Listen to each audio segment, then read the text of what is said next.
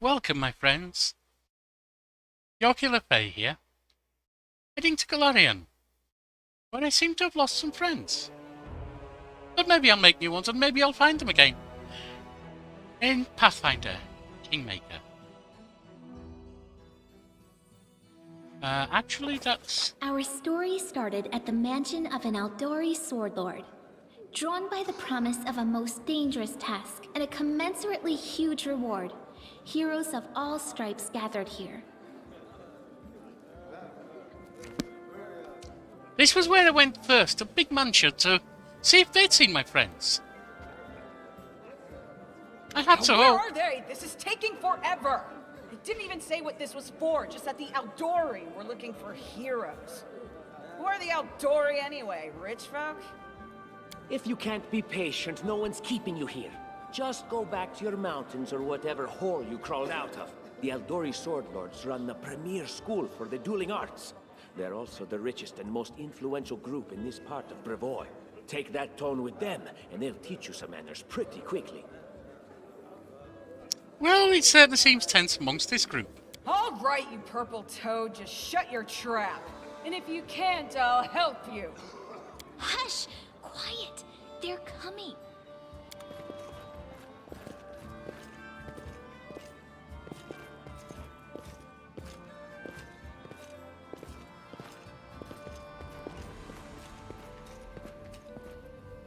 Greetings, everyone.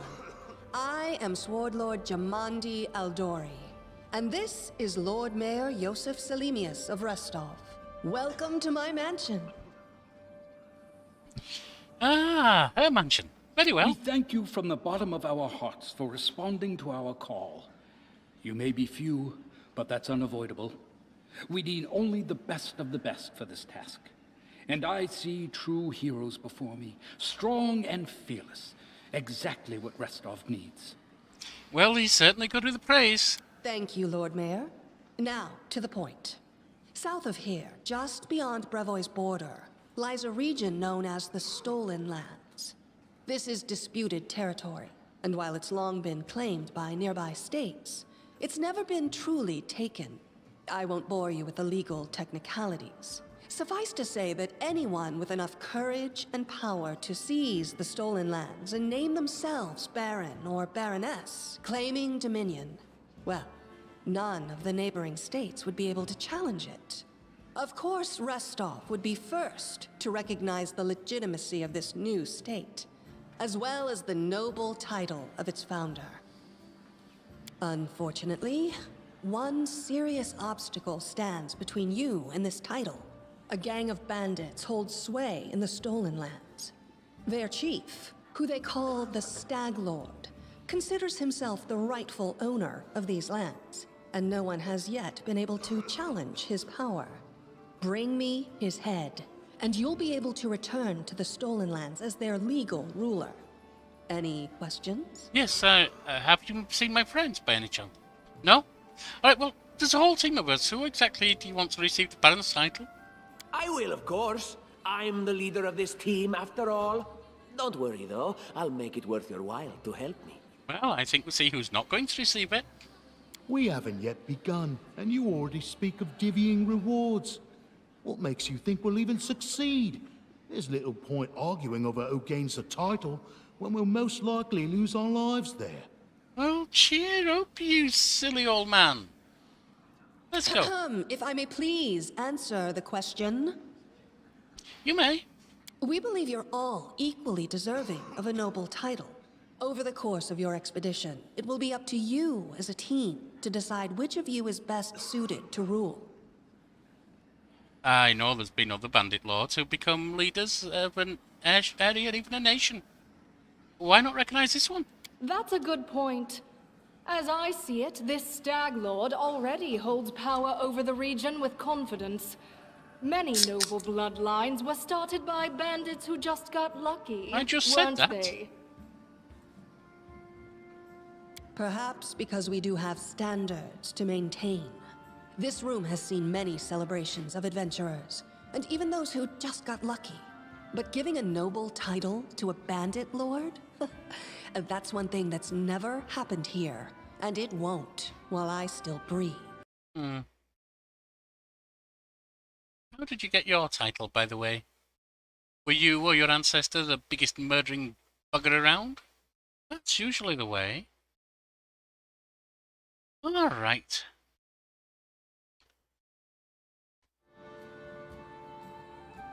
Well, you're helping us found a barony. Why? Don't ask stupid questions. Why should you even care? What they have to gain and why, that's for Lady Aldori and I to discuss. It's none of your concern. Your only concern is to swing your sword around, or whatever it is you do. Oh, do hush, or I'll set my leopard on you. Of course, we stand to benefit from this enterprise. But if you're concerned that we intend to rule your country from afar, using you as a front, well, please know that these concerns are unfounded. Let's just say that we have a strong interest in the region's stability. We have need of a ruling power we can negotiate with, not bandit gangs and monster hordes. What is that smell in the air? Is it the smell of unspoken words and political intrigue? I like your style. What rewards can we expect exactly? And what reward would you seek beyond a noble title and your own lands? It was just a question, my dear man. We'll absorb the costs of preparing and Just a equipping question. your expeditions. Once you return victorious, Restov will also allocate you a significant sum to provide financial support for you to establish your country. Essentially, we'll help you build your capital. I hope such a reward is satisfactory. Well, isn't there anything more flavoursome? Words, words, words. Significant, financial. I can't fill my belly with pretty words. What she said. I like her. Of course. There will also be an official banquet held in your honor. All of Rostov's high society will gather to celebrate your feat. What about my hands, or my face, or my arms, or my wings, or... You know, all of that stuff. Now you're talking. All right, it's about as clear as day, but have you seen my friends? I seem to have lost them. Rockhard and Balfuegon, no? All right. Excellent. You venture forth tomorrow. For now, you can take some time to get to know one another better. Or you can head straight to your guest rooms to get some rest. You'll find we've already prepared supplies for you there. And thank you again for agreeing to take part in this My expedition. wings are irritated. I wish you luck. All right, well, that's a thing. That's a thing, that is.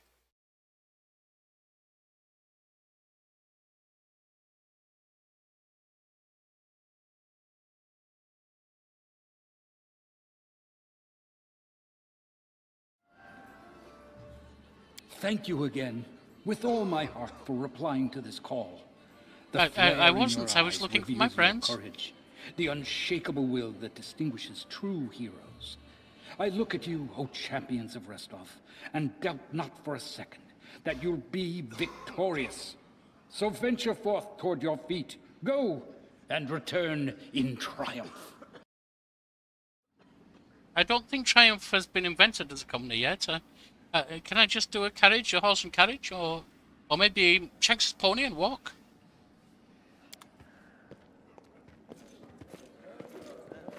Hi, my name's Lindsay. I'm a bard, though this is my first real adventure. So, shall we go teach this stag lord a lesson? Might as well while I search my friends, yes. I'm Jocular Faye, pleased to meet you. Likewise. Actually, I also wanted to ask you something. Uh-huh. How do you feel about this Tartuccio fellow? I think he's full of himself. I think he's pretty obnoxious, personally. He appointed himself head of the team, and he's just after the Baron's crown, or whatever it is barons wear. I Doesn't suspect matter. a lot of people I are. don't like him. I think you should be team leader. When I first saw you, I couldn't help but think, now here's a real hero. Someone who'll be praised in poems and songs. This is the person I'll write my book about. Wait, what book? Damn, I should have led with that. Please, just let me explain. Go ahead. You know what the trouble with most heroes' biographies is? They're always written years later, based on the tales of, best case, people who saw things from the outside. Worst case, someone heard about it from their brother, who heard it from their friend, who heard it from their cousin, and so on, adding a new batch of lies each time. Every time I read about a heroic journey, I think to myself, why didn't they just bring a bard with them to write it all down properly? And that's what you want to do. And then I thought, I could be that bard. I just needed to find a suitable hero and volunteer to follow along on their glorious adventure. A great plan, huh? And here we are, with a heroic journey lying before us. Who's going to be the hero? Some dwarf who keeps muttering about how we'll all die? Or maybe that horrific scythe lady? Or, gods forbid, Tartuccio? No way. I'd rather have your same take on Tartuccio, at least. South lady, I'm not sure about her either. What about that barbarian, though? She looks pretty heroic. I think her name's Miri. Oh yeah, she's fantastic. You can tell she could tear a bear's head off with her bare hands, but she kind of scares me just a little. But, I mean, her sword's twice as big as I am. She could cut me down without even noticing. Just think on it a bit, all right? I'm sure you'll agree.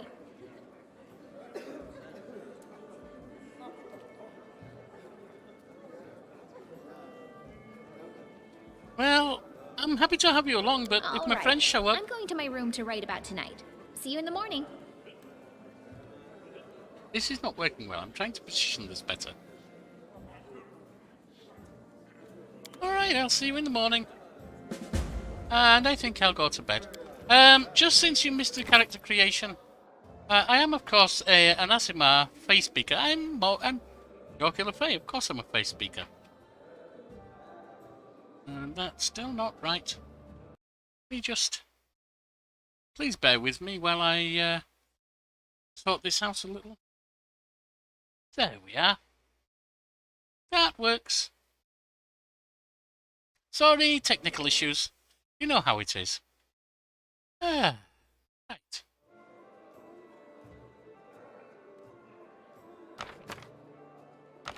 Need those. Right now.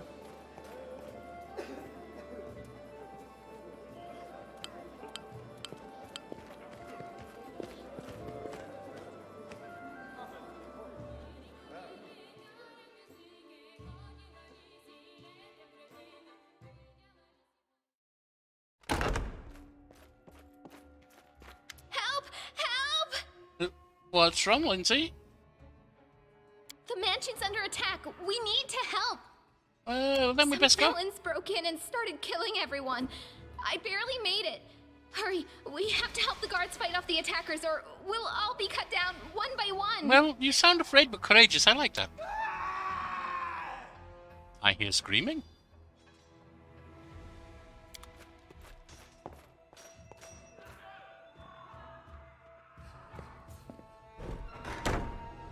Oh, we have a friend. Or a not friend.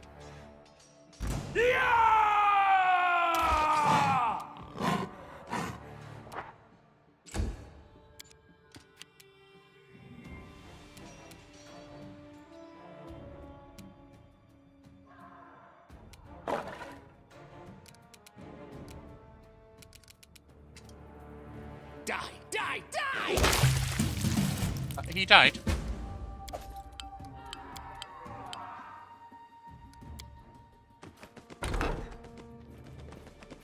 Step!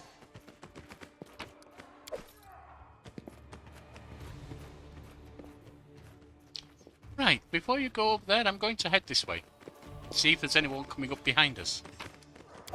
What's in wait for me there, I wonder? I'm sure Joanna... I mean, she said she'd fund everything, so... She probably doesn't mind if I take some stuff.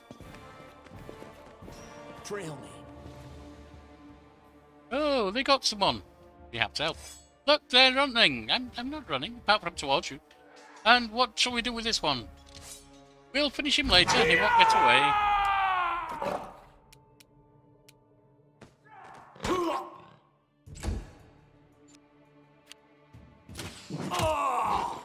He's down.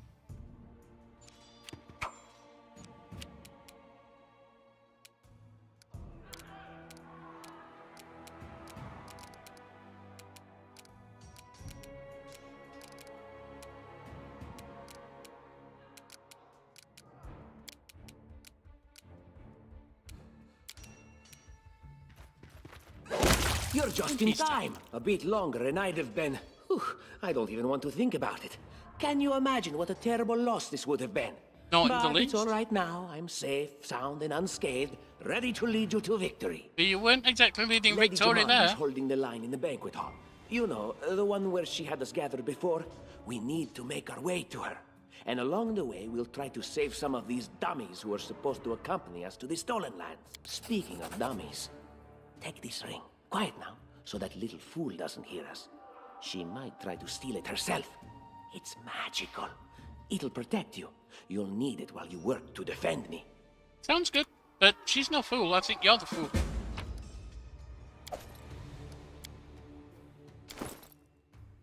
Let's just see.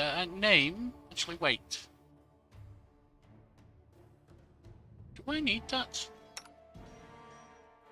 Can wear it. You have more chance of failing an arcane check, though. No, you don't need it.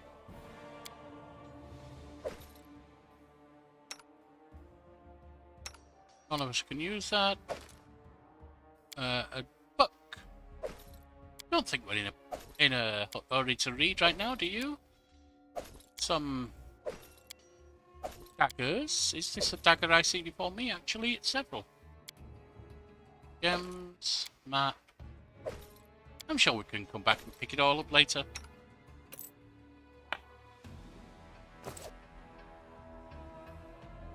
Step, step, step!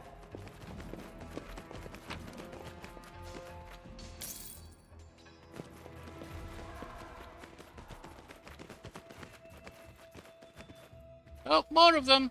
Leave this one to me.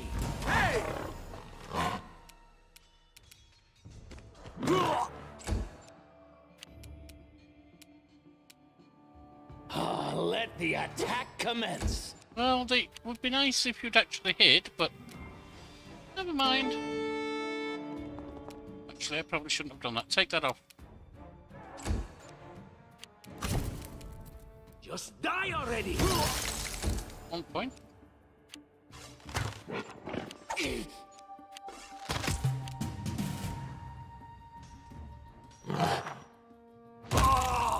You're done. May I see your entrails, please? You're done.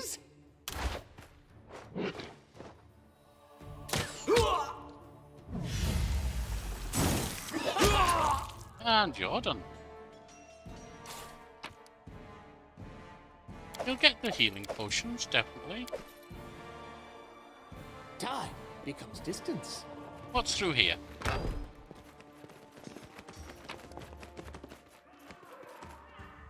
Hide armor might be useful. It's the M+3, and this allows me to have 4.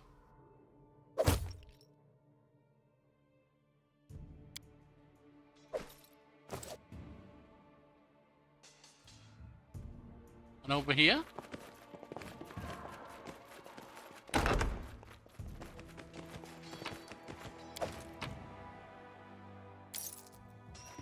Forwards? No, backwards, backwards! Well, go some direction. Food. Best meal of the day. Food's usually best. I can't talk. Food's usually the best meal of the day, I find. Oh, it's our friendly barbarian superhero. It's the end for you rats! Slice! Can you make an epic Behead! pose? I need inspiration.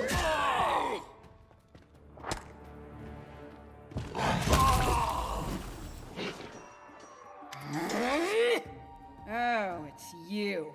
Stay up from under my feet or I'll strike you down. Blood for Gorum! And up she goes. Barbarians. I think that's exactly how heroes should be. Well, she's certainly fun.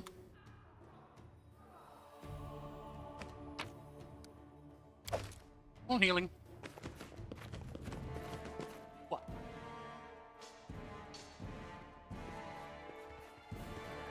There they are, the assassins. Well, there's a whole host of them. It's your last chance. Drop your weapons and we'll spare your lives. So generous, I'm afraid I can't offer you the same courtesy. Hey, you, ugly mug, get them. They seem to have a frost giant. And they seem to have no lives.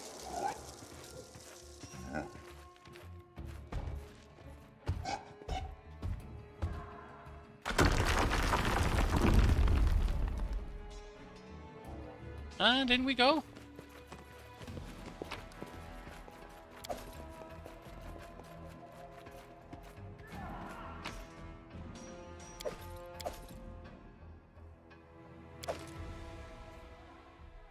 Can I use shields? Yes, I can.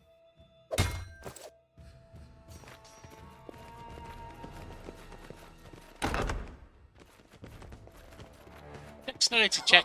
Dare to attack me?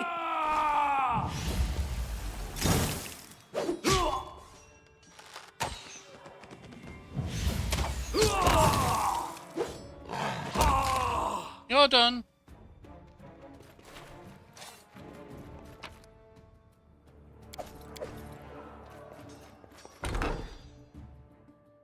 Step, step, step!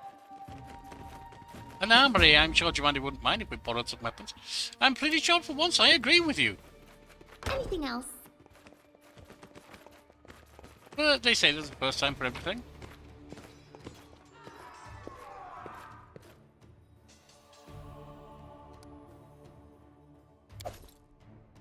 What's in wait for me there, I wonder?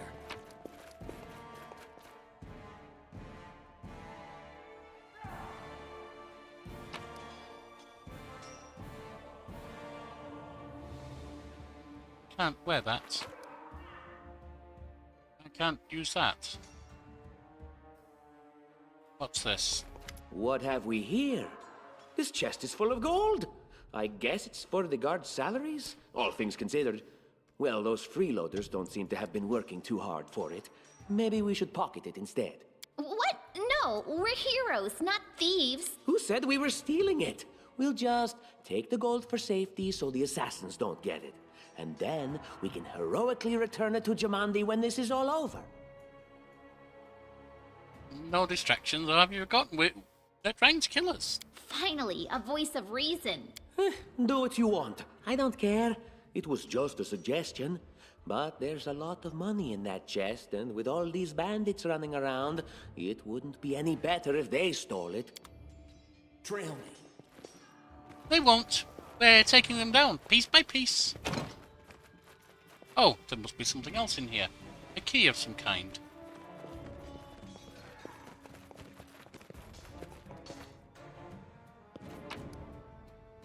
Don't want that.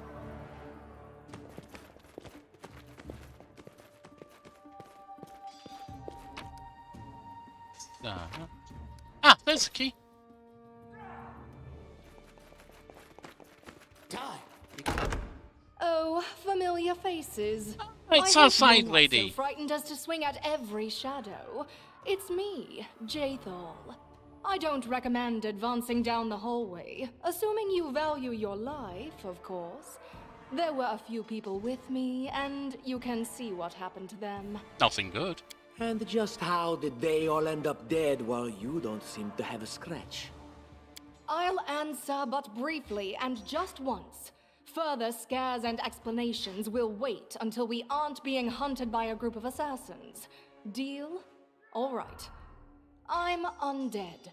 These traps are deadly to the living, but they're harmless to me. What do you mean undead? Really? Like zombies or skeletons or... As I said, further explanations will wait until later. All you need to know right now is that we're on the same side, and we have to fight off a small army of hired assassins.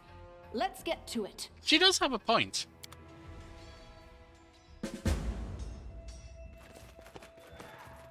I see something. A Applause, please.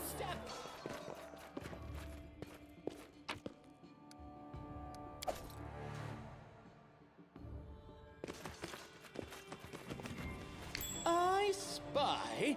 What do I spy?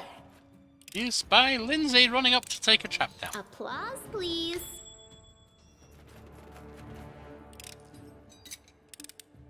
I failed. I'm sorry. Anything else? Yes, this door. Let's go and see what's in here.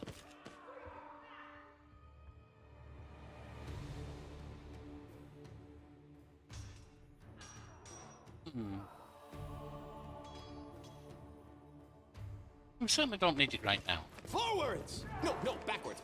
Backwards!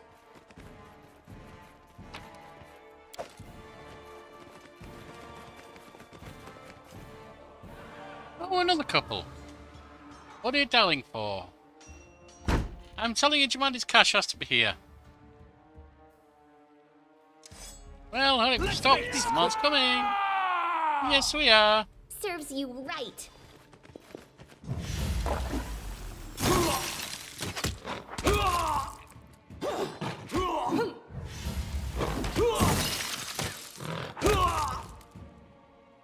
What do you say about cash? Curious. It is a little curious.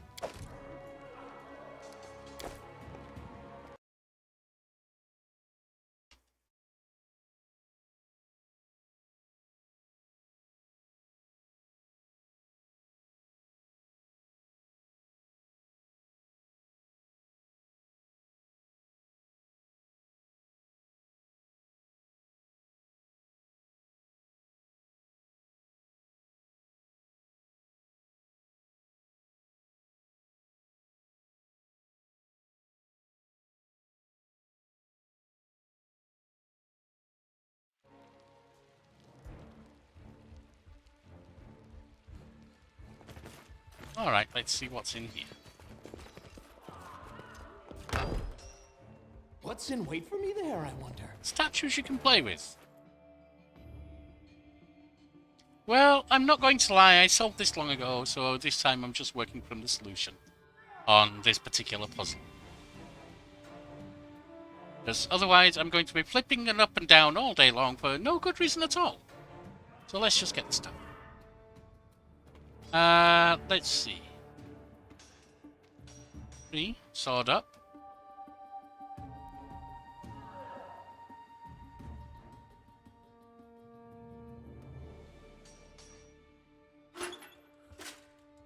Then there's down here.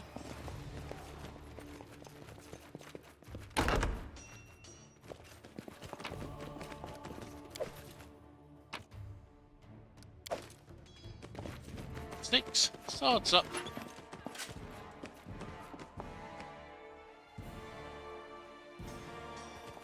Four, sword down.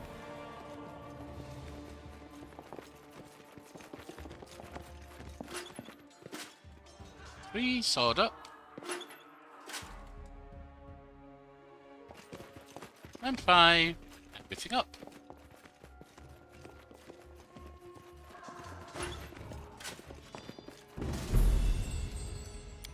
And then we have 6 and 1. Down.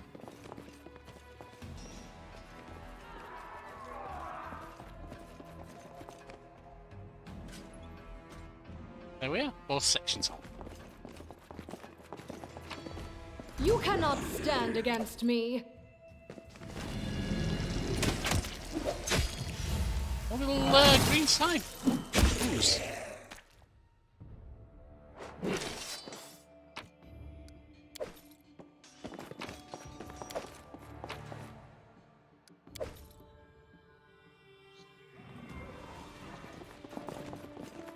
And into this one.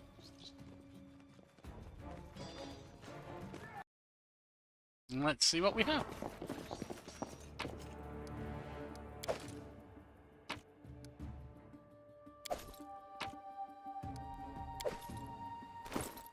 We have Wand of Magic Missile. That could be useful.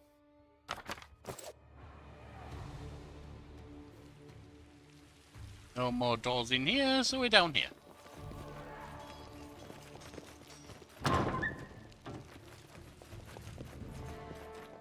And then our leader charged To get forward. my hands Hey, wait dirty for me! again!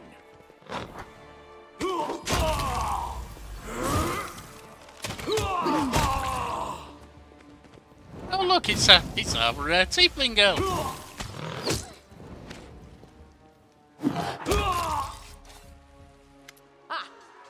Everything is so much fun with a little fire. What a night, huh? I thought I was all alone. It's good you're here.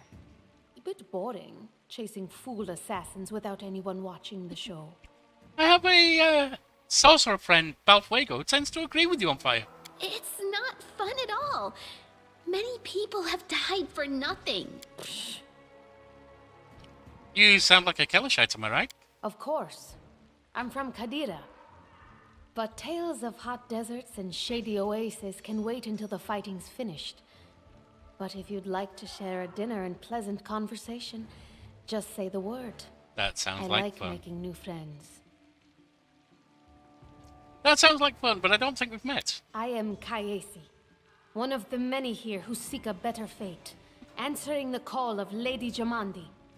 But unlike the others, I never dropped my guard, day or night. It's why I'm still alive. Alright, there are assassins on the prowl. I don't know where you're heading, but I'll be at the entrance to the main hall. I think I saw some guards there. Join me there, if you wish. And that sounds like our dwarven friend, or looks like him, getting all upset with himself. Help the wounded dwarf. Well...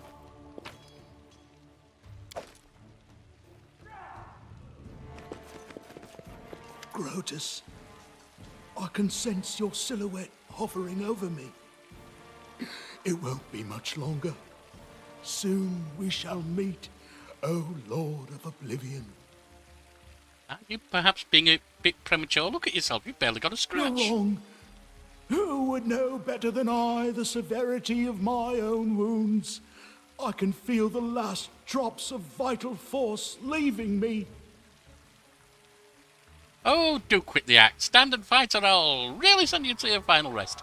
Sometimes a bit of fear will help people get motivated. How rude, speaking to a dying man that way. Look, I can't even move. What? It can't be. Can't it? But I'm gravely wounded. I can't even stand on my own 2 feet. Can't you? Watch. Oh, yeah? Yeah. It seems I will live. I suppose I must postpone meeting my god. Not for long, I'm sure. But while we remain in this transient world, Arim is at your service. All right, Harry, why don't you tag along for a while? Becomes distance.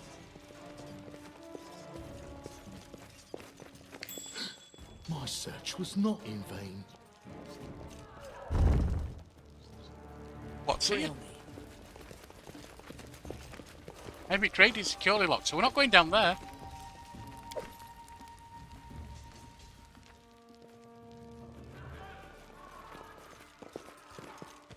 Right, so it's just that then. Let's head up here.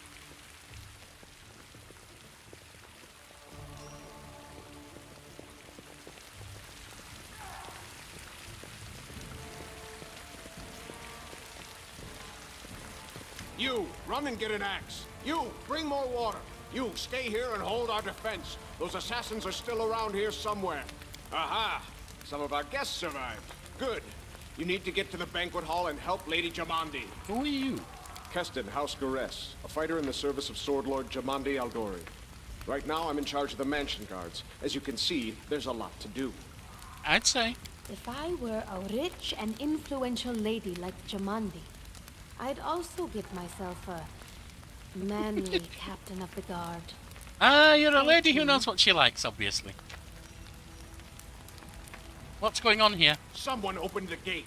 Let in a group of assassins in the middle of the night. We noticed. Now they've set the mansion on fire to cut off access to the hall.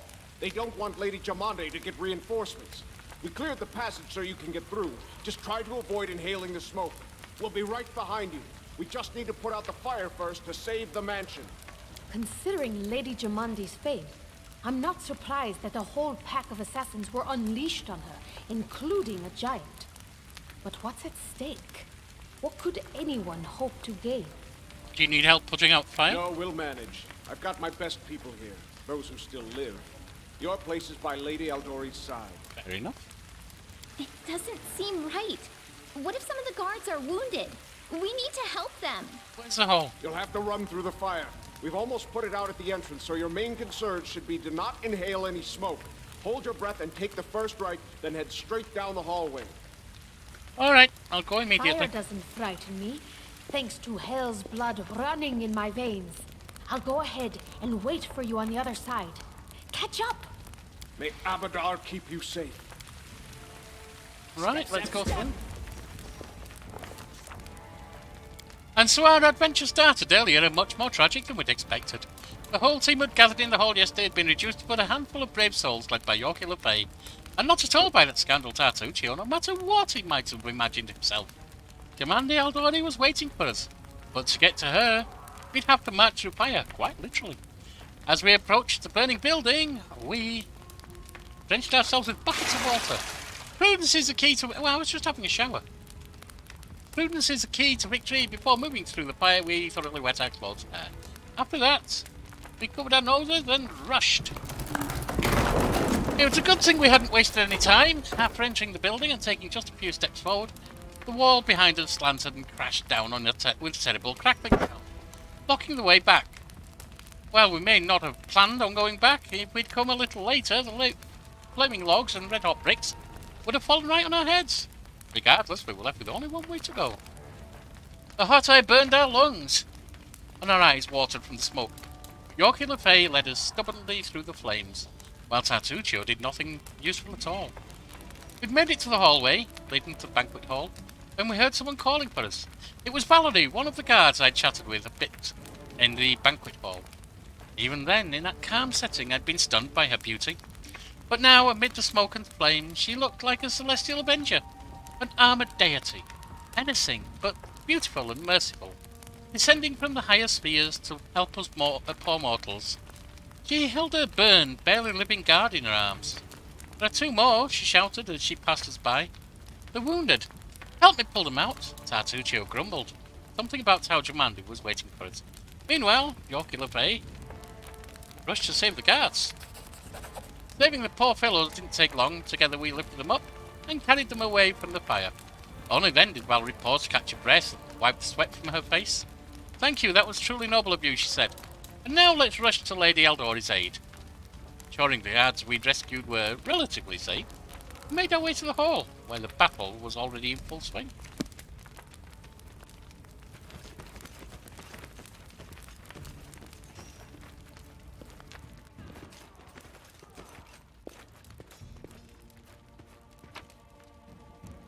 And that seems like it might be everything we've found.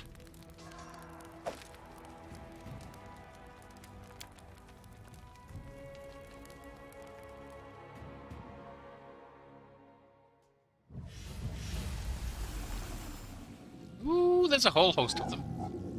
And there's... Reinforcements are already on the way. Say your prayers, scum.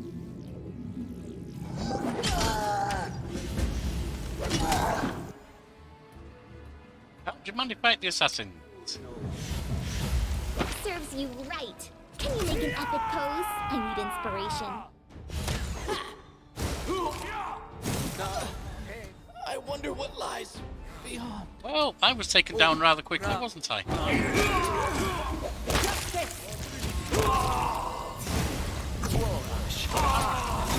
This body Oh, and there's that barbarian. Okay.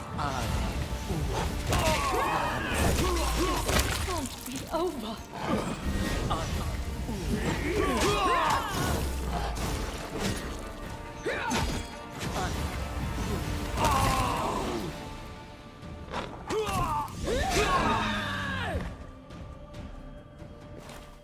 In your faces, jerks! Big bitch money. Well, first of all, let's gather up anything we can from them.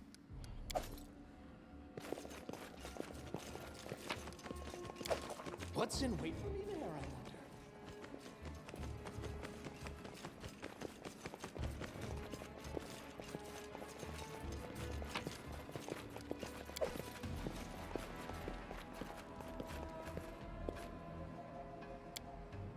Lady Jumandy! Thank you for your valor and bravery. The enemy was strong, but you were stronger. And Yes, that we were. means I made the right choice. Just as I thought, there were worthy leaders among you. I'm especially grateful to them for the courage and common sense they showed while defending the mansion. But this attack means we have even less time than I thought. Someone already knows of our plans and is acting against us. You'll begin your expedition immediately.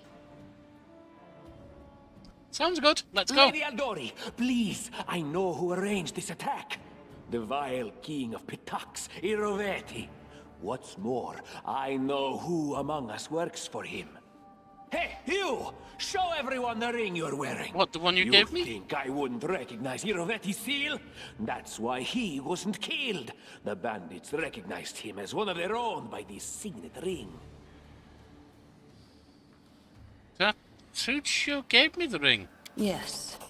Such a gambit would be typical of Iroveti and his henchmen.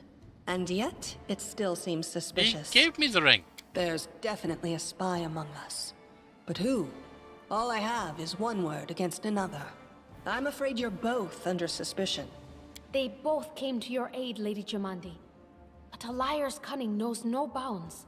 I've never met these two or their companions. For all I know, they're all conspiring spies. We could be, I How suppose. could you say that? We fought together. We literally went through fire together. And then you vanished into thin air. After you promised you'd wait. She has a point. But calm down, Lindsay. Everything's good. Everything's good. We'll get through this. My words might be rash. I bet my life despise anyone but this man. I saw how he dealt with those creeps with my own eyes. A true warrior. I'd go with him through hell and high water. This purple crook, on the other hand, he's got the eyes of a spy, and the mug of a spy! And the saucer of a spy, and the meat plate of a spy, and the sandwich of a spy. Oh, no. Lady Aldori, don't listen to this thick-headed barbarian. She doesn't know what she's talking about. During the attack, our leader showed his true colors. He forced us to break into the armory and rob it. I think that was used body, And but not just that. Upon finding the guards' salaries in the armory, he immediately pocketed it all. no, I bloody didn't. I left it there. You just want to keep it away from the bandits. Considering the circumstances, that was more than reasonable. That was a sound decision. Sometimes one must act at one's own risk and peril, until crossing the boundaries of what is allowed. Showing initiative is no crime. Well, of course, theft is not to be condoned. However, when the fire burns around you, and you are but one step away from death, is it not insane to worry about laws and rules? What about that trick he pulled right before we came in here? He knew very well you were fighting the enemy, but instead of rushing to help you, he dallied as long as he could, dropping everything to save people from the fire, even though the guards were handling things just fine.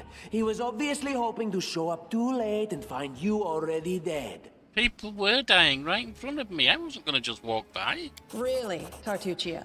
You're seriously trying to blame someone for saving people from a fire? May Shellen spare me from ever having to make such a choice, but he behaved decently as a true leader. A true leader is someone who has their priorities straight, not someone who would put a valuable ally's life in danger for the sake of some servant. Oh, whatever. Enough squabbling. I'm still not sure which of you I can trust. However, the risk of entrusting the whole affair to a spy is too great. Here's what we'll do. 2 teams will head out. That way, I'll know at least one group can be counted on to serve my interests in the stolen lands. All right, we'll do that. Lady Aldori, most of those who were to set off for the stolen lands have been killed. Those who yet live will require help. Please allow me to join the expedition. I'm sad to lose such a talented warrior. But you're right, Valerie. They have greater need of you right now. Go, and may Abadar keep you. Which of the 2 teams would you prefer to accompany? If my leader allows, I would join his team. He seems a worthy commander in my eyes. Good. Commanders, military leaders, all these laws and rules are but dust and vanity. I suppose I will accompany Tartuccio. Enjoy yourself, Mr. Dwarf. You're a little bit strange. Our leader is good in battle, but I don't like all the spiritual agonizing. I prefer those who can act without wasting time helping every little pipsqueak. Those like Tartuccio. It helps you. Ugh, Tartuccio's going to take the credit for himself and be done with it. Shellen, spare me from such allies. I'm going with you. You're a hero worthy of my quill. As for me, I know neither of these two. At least not well enough. And I have no wish to become an unwitting pawn to an unworthy leader. If Lady Jamandi allows, I'll remain in Restov and help mend the wounds this attack has inflicted. But who knows? The road may bring me to the Stolen Lands, but not yet. I don't even need to think. I'm coming with this man. We've noticed that. As for you, Purple Toad, just wait until we meet along the way. I'll be sure to hang your rotten spy guts from the trees. All right, we have 2 teams. To avoid unnecessary conflict on the road, you'll each take a different route to the Stolen Lands. Tartuccio's team will go through Navakta's crossing. The garrison commandant will provide him all the help he needs. You will take your team to Oleg Leviton's trading post. He's been complaining about the Stag Lord's bandits for a while now. There, you'll be provided with all the necessary travel supplies. All right. I'd like to believe you, but I know all too well how convincing traitors and spies can be. If you're truly innocent, I hope you can forgive me this precaution. It's fine. While you're away, Keston will investigate the night's events and learn who in Restov is working for Patox. But you should know that it isn't just Patox we need to worry about. The Royal House of Sertova may also interfere in our plans. I've managed to keep this affair a secret from them so far, but that can't last long. By my estimations, you have no more than 3 months. After that, any feats you accomplish will be pointless. And now, farewell. Farewell. This battle was but the first ordeal along your path, and you overcame it as true champions of Restov. May the obstacles that follow also fall to your feet. Fear nothing, my friends. Oh, I don't. Let's just go.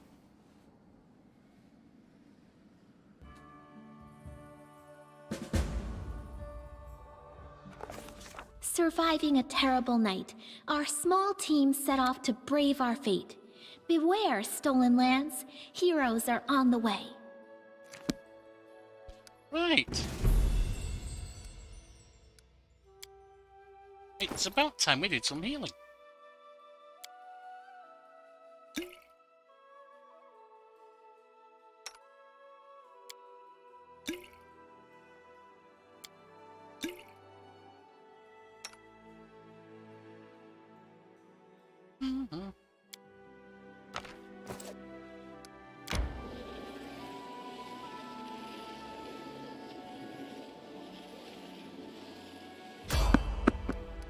There's somebody on the road. There's somebody on the road. There's somebody on the road. Let's go say hi. Carve my name onto your flesh. It's some thylacines. It's one less thylacine. 2 less thylacines. 1 little, 2 little, 2 little thylacines.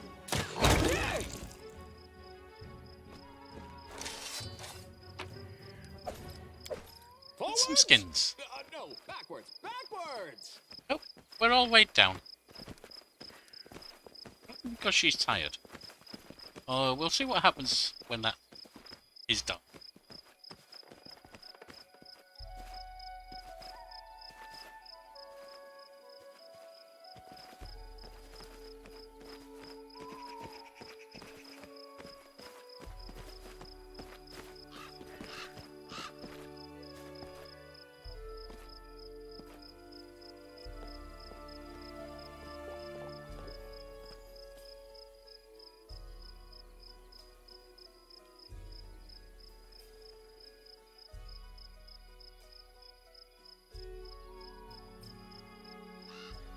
9, 8, 7, 6, 5, 4, 3, 2, 1.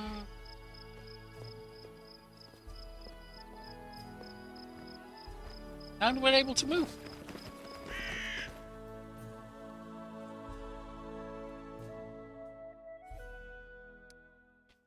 We should probably just take a quick look. Oh, we can't. I was going to say at the positioning.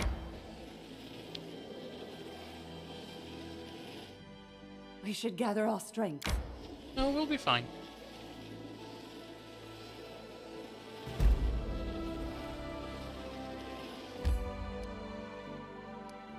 I'm very tired, so let's wait there. Begin resting.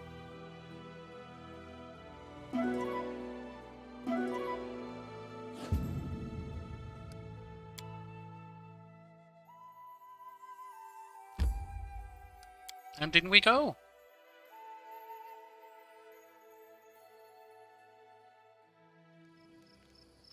Time becomes distance.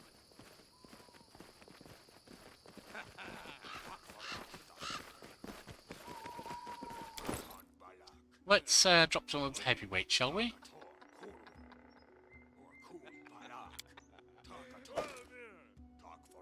What are you wearing? You're already wearing that.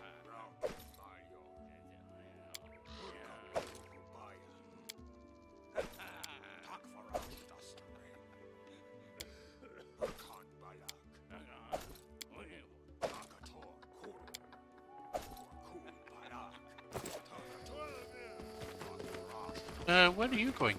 Hello? He's gone. Step, step, step. Alright, let's go have a word with Oleg here and see what... Bandits!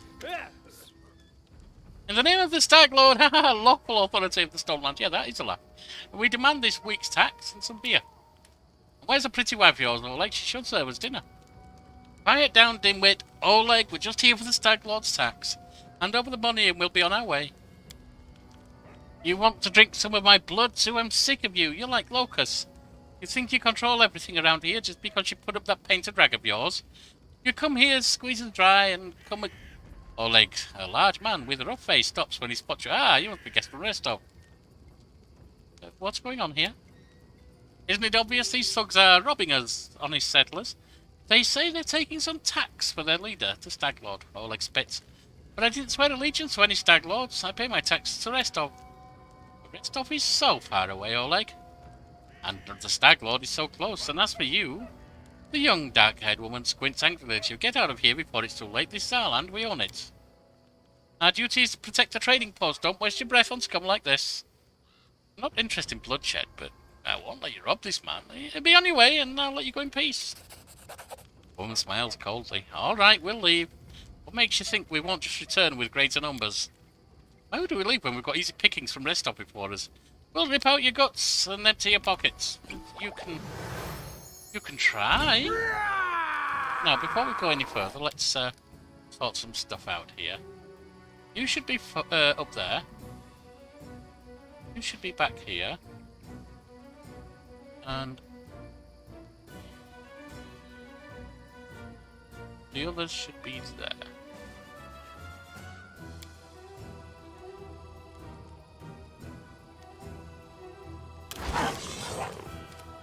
You deserve it. You missed.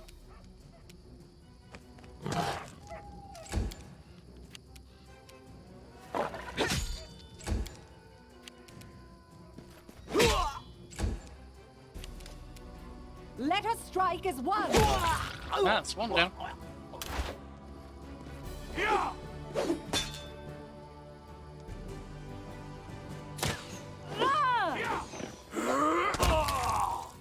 That's two down, that's three down.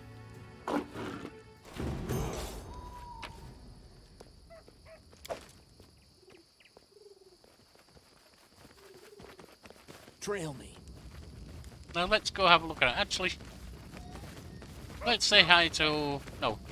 Let's deal with Oleg after. No, we need to talk to him first.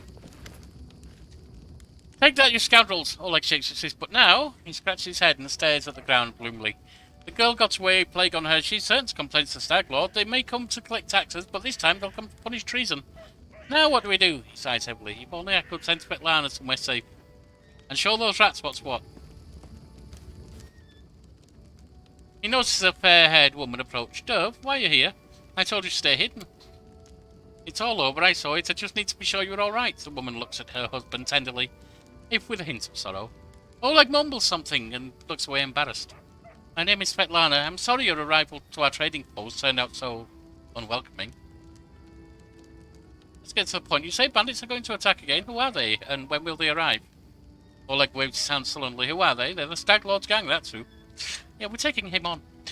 These lands teem with bandits like bedbugs in a beggar's hut, and you just stirred them up. They have a camp not far from here.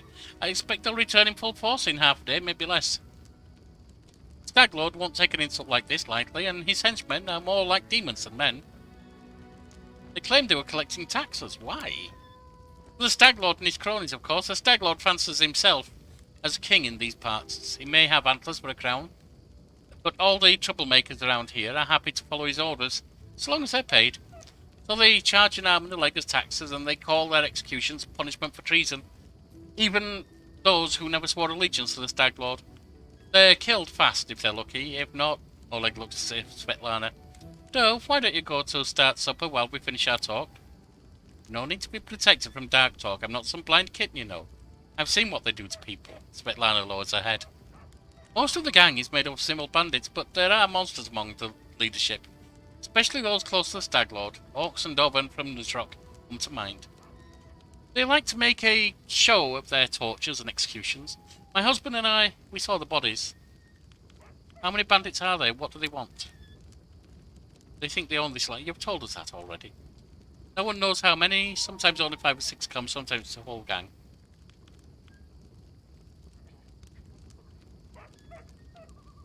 You've nothing to fear. I'll help you deal with it. Well, I appreciate your good intentions. I may not have the best manners, but Oleg Leviton is the last name you'll hear accused of being ungrateful. You managed to defend this post. I'll reward you with proper. We have to hide, Svetlana. Please don't argue, though. Now, we need to decide on a plan. Go ahead and look around. There may be some tools that can be used for battle. There are some pretty solid traps around, some tar and a box of Alchemist's Fire. Alchemist's Fire, we could put it by the gate, light it off with a burning arrow, and those bandits are nearby. That could set the post on fire, Oleg shouts, surprised. Well, maybe if we cover the walls with something to protect them. Alright, yes, I think it could work. I'll even shoot the arrow myself. I used to be pretty good with a crossbow back in my day. Can you answer for a few more questions? Enough about the bandits. We'll talk about the goods in a little bit. What's in wait for me there, I wonder? Let's see what else there is. An old well has been renovated and cleaned. New roof?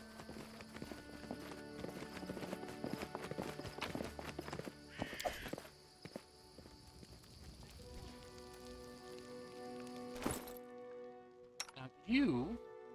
using a light crossbow, but you don't need to. You can use a heavy one.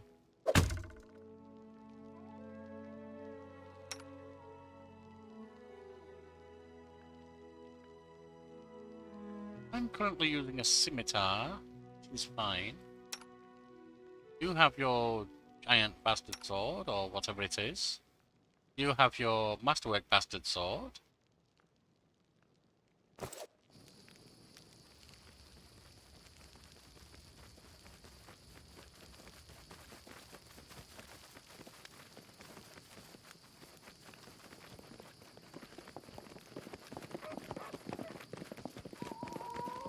Nothing up there.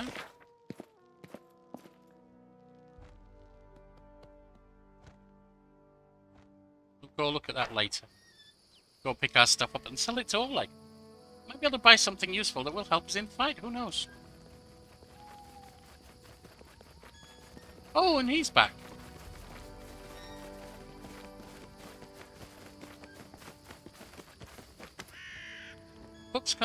Boxing in various household and hunting tools. Seems unlikely to help battle. Die becomes distance.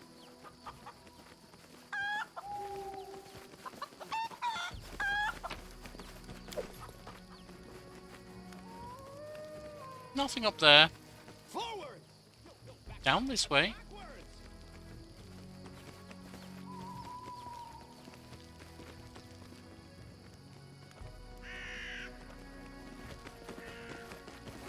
Got some goodies.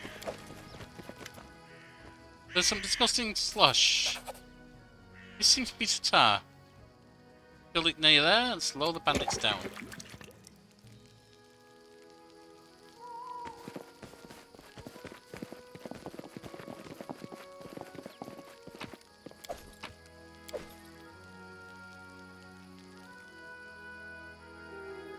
Alright, now we need to go here.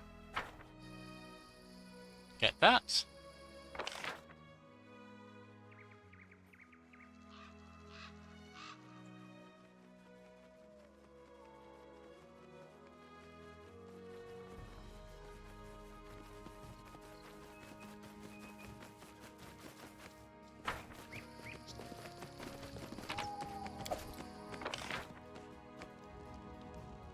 Then we'll head this way. See who this guy is that ran off and then came back afterwards.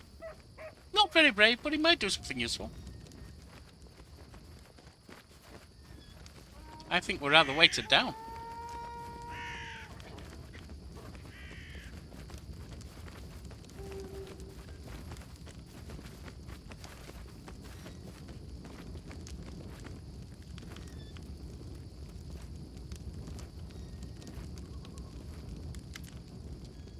A frail, dishevelled old man wearing a stained and tattered robe gives you a gloomy look.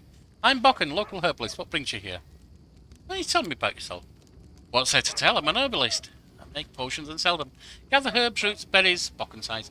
I live in the forest, live off the land. Since leaving Restov for these parts, I ended up a merchant here at Oleg and Svetlana's posts.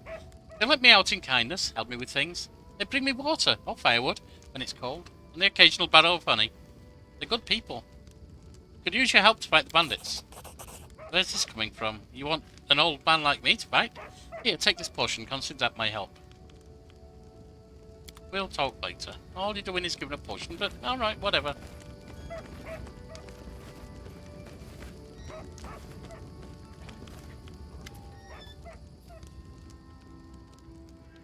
That man who ran. That must have been Bokken. Yeah, he's right there. Knows every tree and bush in the area and how they can help you. Staglord's gang wants him to work for him. He lacks the courage to fight the bandits, but he just won't walk away from us. Right, show me your goods, Oleg. Yeah, I know you don't know what it's going to do, but... going to sell things.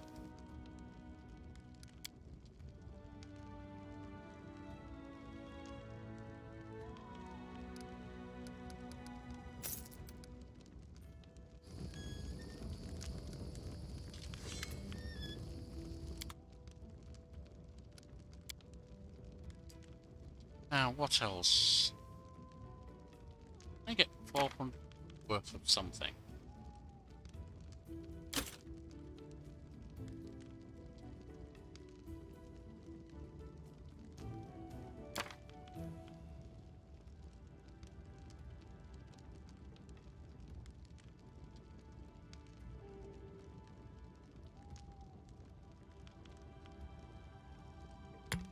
Get rid of that.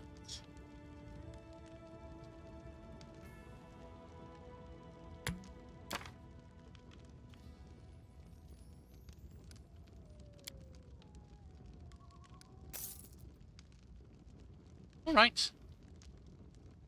Should be enough. Let's prepare for the attack. Stand between you and this scum, you're under my protection. Mary flicks his shoulders. Finally a fight, I was bored with all this talking. Well, these aren't the heroics I was hoping to write about, but I guess even the greatest heroes had to start somewhere. I see you're not easily cowed.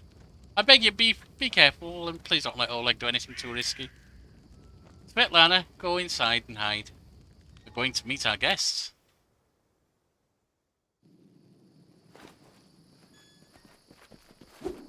To victory! They didn't like that.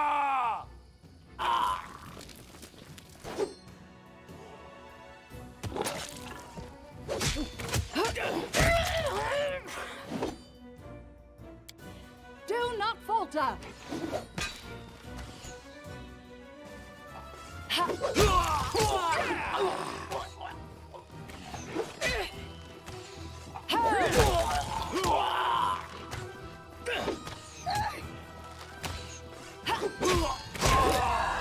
One more archer.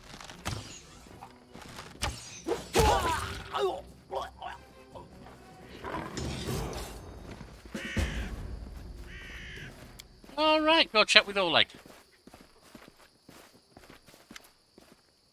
Oleg is breathing heavily, but he shakes his fist in the air menacingly. You rats got what you deserve. Now they'll know better than to treat honest people like cattle. We should call Bokken out before he freezes in those bushes. Now, my lord, head on up to the guest rooms on the second floor. You deserve some rest after such a battle. I need to clean things up. And this is for your efforts. Now, don't offend me by trying to turn it down, just take it. An honest fight deserves an honest reward. If that were more common practice in this world, I think life would be much better. Fair enough. As you order. No.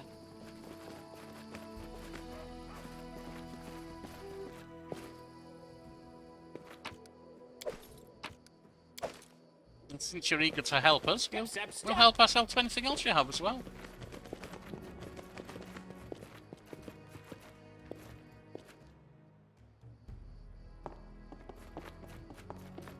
It's just not my lucky day. Oh dear.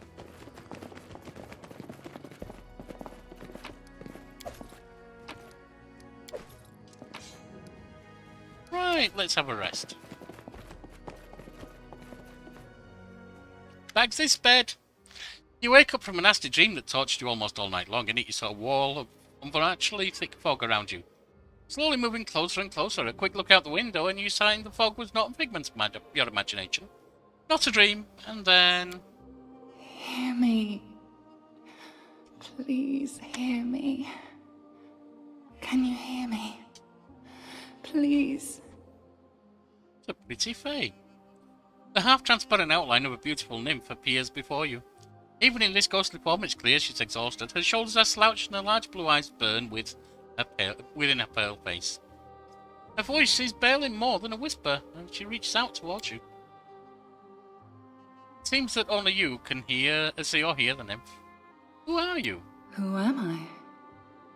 Just a tear shed by the land itself. The bitter sigh of nature. I am a nymph, the guardian of this area. A defeated guardian. Call me the guardian of the bloom, if you wish. I'm glad my adventure begins with such a beautiful sight. Beauty is so tender. It can so easily be crushed under the blows of cruel fate.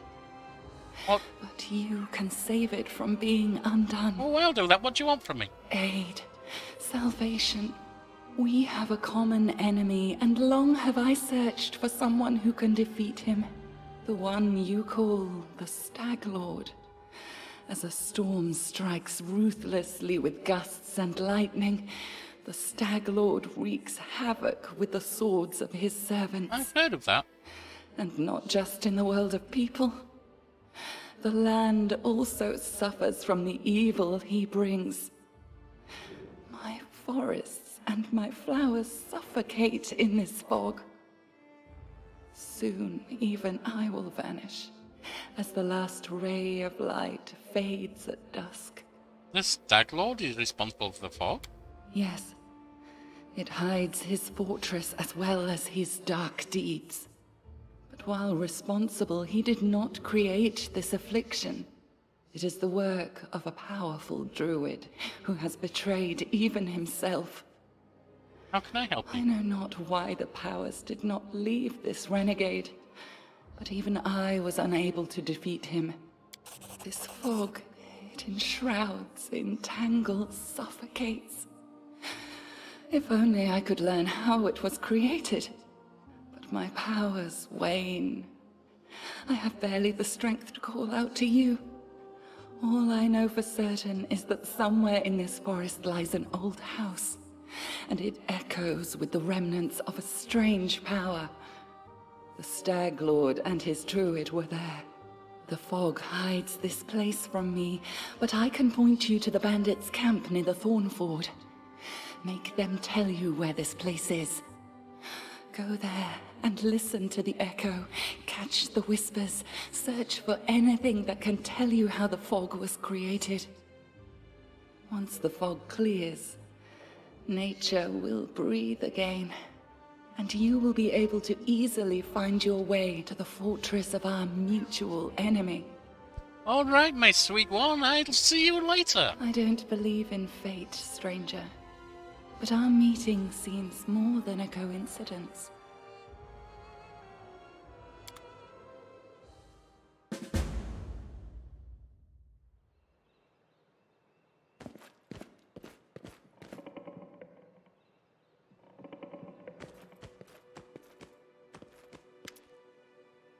Lindsay, a halfling girl with tousled hair, wearing a dusty traveller's outfit, sits chewing the tip of her quill. Just a moment, how should I put this? Oh, I know. She scribbled something quickly in a notebook, scrawled with verse. Raise her eyes and gives you a bright smile. Oh, hi! Tell me about yourself. Oh, Jon Snow, where are you from? I'm from all over. I was actually born in Galt, in such a tiny village that it's not even on the maps. If it weren't for my teacher, I'd still be living there, milking goats, weeding turnips, swilling homebrew, having babies and using books only as kindling. Who was your teacher? He's a true saint. He was once an important person in the capital at the Church of Shelling, but he got in trouble with the authorities and went on a self-imposed exile to the tiniest, most godforsaken, priestless village he could find. Not where I was born. He wanted to open a school, but the villagers wouldn't let him. You can heal us all you like, but no putting any ideas in our children's head. It'll only distract them from their work. But he did teach me on the sly. He taught me how to read, how to write. He gave me books, poems, legends. He was the one who taught me about the Arcanites of Avistan. And when I told him I was going on a journey, he gave a magic ring so that Shelling would protect me from harm. I haven't seen him since I ran away from home. I hope he's all right. I ask Shelling every day to grant him long life and new students. Who are the Arcanites of Avistan? Oh, you haven't heard of them? How can you be a hero without knowing one of the most epic stories in the history of stories? No, I won't spoil anything. You should just read about them yourself, every single chapter. No intention of doing that. Never mind, forget I asked. How did you become a bard? When I realised there was nothing for me at home beside more radish patches, I decided to run away. A travelling book peddler, Tessie the Quill, happened across our village. Well, I stuck to her like a bird and wouldn't let go until she agreed to take me as an apprentice. Together we travelled everywhere, to Brevoy and Taldor, and even Uslav. And then I found out about the Academy of Grand Arts in Pitax, and I thought, well, I love reading stories, so I can surely learn how to write them too. I enrolled on my first try, and they even gave me a scholarship. Then they expelled me, but that's okay. They'd already taught me all the important stuff, and now, with Shelling's help, I can manage on my own. Do you worship Shelling? Yes, not to offend the other gods, but she's the most important of them all. And all the other gods guard the world as it is, but only the Eternal Rose, the goddess of beauty, calls it to the world as it should be. Why are your clothes so messy? Lindsay waved his hand carelessly. Forget it. I can't waste money on looks. I'd rather buy books instead. In 100 years, when people are reading my works, they aren't going to ask whether the author had holes in her sleeves. Let me ask you something else. Tell me about Pitax, where you came from. Oh, I love Pitax, even though they kicked me out. A joyful place. Are you being sarcastic? What is life like? Actually, Pitax has been one huge nest of thieves, bandits, river pirates, smugglers, fencers, card sharps. It's always been the home for the likes of them. That was before Irivetti became king. With him, a whole different life began there. Irivetti always wants to make history, but not as another bandit with a crown. Though that's exactly what he is. He wanted to be glorified through the centuries as a great patron of the arts. So he built the Academy of Grand Arts and spent a lot of gold to assemble the best artists, poets and musicians. Of course, the very best ones refused to go. But he got what he wanted in a way. If Pitax was once just a booze barn for thieves, now it's a cabaret. The Academy you studied at? You know, jokes aside, I'm thankful to Irivetti for building it. But he has no taste. At all. Whatsoever. He likes his art loud, bright, grandiose, and most importantly, glorifying his Royal Highness. He kicked out the best charcoal artist because he didn't want to spend money on grey scribbles. He sacked a masterful flute player from Tianxia for playing too quietly. and instead ordered them to open a kettle drum class. He even ordered the academy to expel me. And for what? An innocent limerick. Would you like to go and finish your studies? I'd like to return, but on one condition: if they threw out 3/4 of the professors who teach there now, and returned all the ones they banished. If you ask me, I'm proud to have been expelled. If my art was to liberate his liking, then I would have reason to be ashamed. As long as mediocre lipspittles sit at the academy, and those with real talent beg on the streets for pitax, I'll not cross the threshold of the place. Alright. And what's this book you're writing? What is it to tell? You've seen some of my rough drafts already, haven't you? No. It's a book about you and your adventures. I'm writing the whole truth, just as it happened. Well, the whole artistic truth. You know, no glory, no story.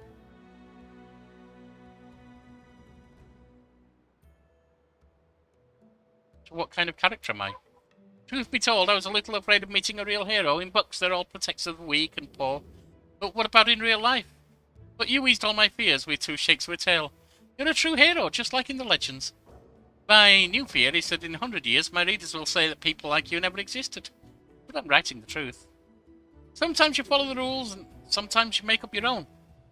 Your actions are hard to predict. What makes you so interesting to read about? Alright, that's fine. Let me ask you something else. Yeah, what's this ring you're wearing? Ah, this. Lindsay holds under her arm to get a clear view of the ring. It was a gift to me from my first teacher. It's magical. Imbued with the powers of Shelley, no less. When I get myself in trouble, it transports me to a safe spot. Just as a note, for anyone who doesn't know this, if our Lindsay here gets killed, not Death's Door, but fully killed, then she doesn't stay in the party waiting to be resurrected or raised deaded. No, she disappears to the, wherever your safe spot is. Like now, it would be here. So, please don't be angry with me if I suddenly disappear from a fight. I'll wait for you here, promise. Alright, let's ask about Tessie the Quill. What's there to say? The books woke up my urge to travel. It was only thanks to Tessie that I managed to really get out of my village. At first, Tessie tried in vain to get rid of me. But later, when I told her I was staying in Pitax, she even shed a tear. I wonder where she is now. Alright, I have to go. Just don't leave without you. Well, not yet, at least.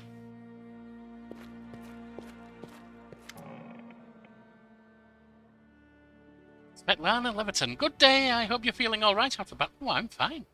I can't thank you enough for what you've done. I definitely don't want to waste your time, but if you have a moment, I have a request. What is it?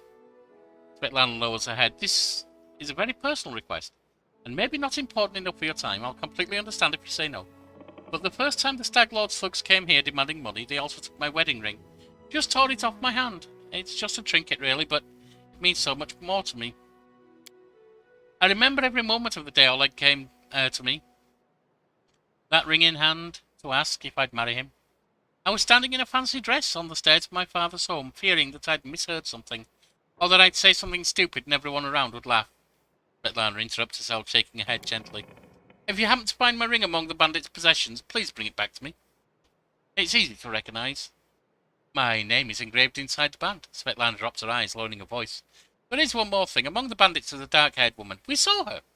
Who wields dual axes. Yes, we saw her. She's not bad in a fight. In fact, she can be extremely dangerous and cruel. But please, I beg you, show her mercy if you have the chance.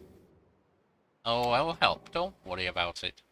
Besides, if all you want me to do is bring back a ring, that's not exactly going to be going out of my way. How did you and your husband find the courage to establish trading posts in stolen lands? It was Oleg's idea. Though I supported him in it, we didn't realise how dangerous it was here. Of course, in Restov, everyone respects the Sword Lords, and everyone's accustomed to relying on them.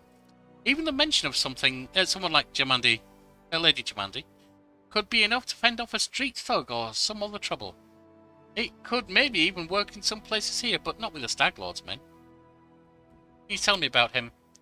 He's not just some average bandit. If no one puts a stop to him, he'll turn the stolen lands into his personal kingdom, a kingdom of fear and oppression.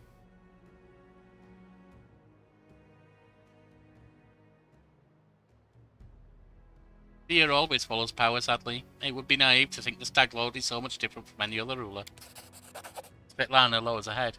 Maybe right, but life without hope is just too bitter. I have to go. Right. Pop outside.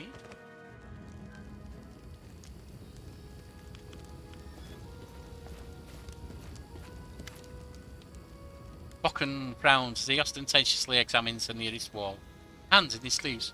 Without turning to you, the old man finally says in dull voice, You want some potions?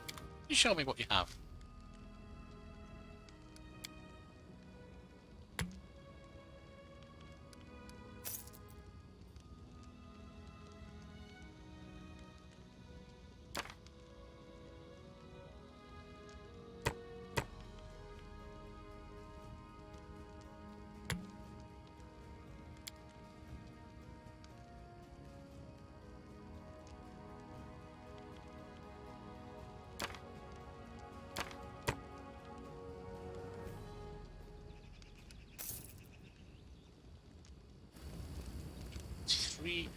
What's in wait for me there, I wonder? Oh look, we've got a Miri here. Why don't we go have a word with her? We're gonna talk. Miri ought to wear his eye. Alright, spill it, I'm listening. We're just talking, you don't like it? And Miri shrugged several times. Perhaps flexing muscles, or maybe just filling the silence. No, she admits at last. Depends what we're going to talk about. If it's more monsters or swords or scars, I approve. That's good. And if we're going to ask questions like why and what for and how drew this, Miri looks at you over slowly, head to toe. Oh, you got even harder ones. Tell me about yourself. This simple question seems puzzling Miri. She scratches her head, then starts counting on her fingers. First, I'm a barbarian. I'm strong. I grew up in the realm of the Mammoth Lord. I left my tribe, the Six Bears. And Miri looks thoughtfully at her four bent fingers and shrugs. And I like fights, she concludes. What's it like to be a barbarian in the Six Bears tribe? Our people are big and strong. We can cut a monster in half with one swing. We can walk 3 days and nights with no rest. We can eat whole fried aurochs. I guess you had to do a lot of training to become as strong as you are. Training? No one freaking trained me. The boys at Six Bears got to training. All I could do was watch. And Miri's eyes gleam with anger. And you know what? It was still crap even after all that training because I kicked their butts hard. I believe it. Animals, bandits, monsters, all thought they were stronger than me, idiots. And Miri spits on the ground. Because if you start a fight, you think you can win. You think you're stronger than your enemy. And Miri raises her chin proudly. I defeated them all. See all the scars on my face? Yeah, I do. What does the realm of Mammoth Lords look like? Huge and freezing, no place for weaklings. And Miri narrows her eyes as if evaluating her ability to survive in her homeland. Tribes hunt auroch herds to survive. Aurochs are fast. So, tribe follows herd for days. Just to not die of hunger. If you're weak, stay behind and die in the snow. Tribe cannot stop. Also, there are giants and mammoths. Sometimes demons come too. And the mastodons. And the saber-tooth tigers. Miri grins. You'd think you would survive, I think. A few days. Why did you leave your tribe? Miri flushes. Because they were assholes, all of them. Men were cowards and scoundrels, and women were scared like sheep. Miri rolls her bloodshot eyes in fury. Men think no girl can be a fighter because they are weak. They are afraid a woman can beat them. And females just nod. Also hides, cook meats, watch kids. That's what they always say. But I'm a warrior, damn it. I won't cook hides and watch meats. Miri is already shouting, a fist clenched tightly. I think you might have confused what you're doing there. I told them so. I mean, gave me a nickname, the Soft Chieftain. Like a warrior woman was a funny joke. Damn, I even went to hunt those shit-faced frost giants, and there. And Miri suddenly stops, breathing heavily, sweat beading on her forehead. Well, it sounds like this is a tense moment for her. You're quite a good fighter. Miri checks her head up. Quite good, huh? Compared to who? If I was a crappy male, I'd fight better. Is that what you say? She glares at you and her eyes narrow. Or you say I could be better, like go get some training, Miri, right? I meant exactly what I said. You're quite a good fighter. Don't raise your voice to me ever again. And Miri continues to breathe heavily for several seconds. glaring at you, but finally she calms down. I won't, she mutters, forget it. Thanks for telling me. Let's talk about something else. I don't need to tell her not to be that she's rude. I mean, we've just had words. We've asked about leaving the tribe. Formidable sword, but it's not just a simple weapon, is it? You bet it's not. Check out how big it is. Some people say size isn't everything. This sword belonged to a real blasted frost giant. I killed the beast and took this for looker for myself. Fits me perfectly, my damn trophy. Minnie's eyes flash with menace, as if she's challenging some invisible enemy to try and take her away her trophy. Thanks.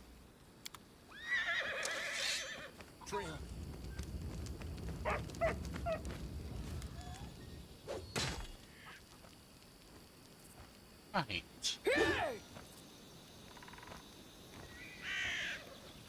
Time becomes distance. Oh, there's Valerie. We'll have a word with her.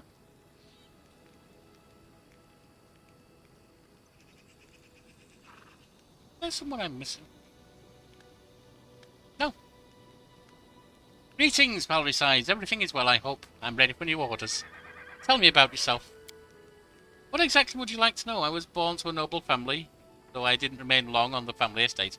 My father sent me to the Order of the Eternal Rose, but I left once I realised that it didn't match my principles. Where are you from? What's your childhood like? I was born in Brevoy, but in fact I've never seen much of the country. I spent my childhood on a remote estate owned by my noble family. My father is a respectable philanthropist, a benefactor of the Church of Shellin. He's a renowned private collector and a great admirer of the arts. My mother saw to my education personally. From early years I learned good manners, how to behave at the dinner table, and the proper form of words for every occasion. I also learned the difference between true nobles and low-born upstarts, and I learned how to treat each of them properly. Our home was always under the protection of several paladins of Shellin. My father had donated a handsome sum to the order. One of them, a man of venerable age, with grey beard, once let me touch his shining armour. I still remember the admiration I felt when I touched the cold polished steel. Valerie smiles. Of all the memories of my childhood, that one is somehow the warmest one. Where were we sent to the order? Sent to Paladin of the Order of the Eternal Rose. As you can imagine, for my first days I was surrounded by crowds of servants and nannies who never stopped praising my heavenly beauty. What heavenly beauty? You look plain. The Paladins of Shellin, who used to visit our house, echoed these praises. In the end, general consensus overwhelmed my father's better judgment. When I turned 6, I was brought to the Church of Shellin and told that this would be my new home. Don't pity me though, I beg of you. Many who hear this story immediately assume that my parents were cruel and had no love for their child. Valerie's eyes become stern. My parents had respect for me. They taught me something that has supported me all my life, a sense of self-esteem. Besides, they didn't abandon me. Once every 6 months they would come visit. Oh yeah, that's abandonment. What did they teach you in the order? A variety of things. Some of them appealed, others I simply couldn't accept.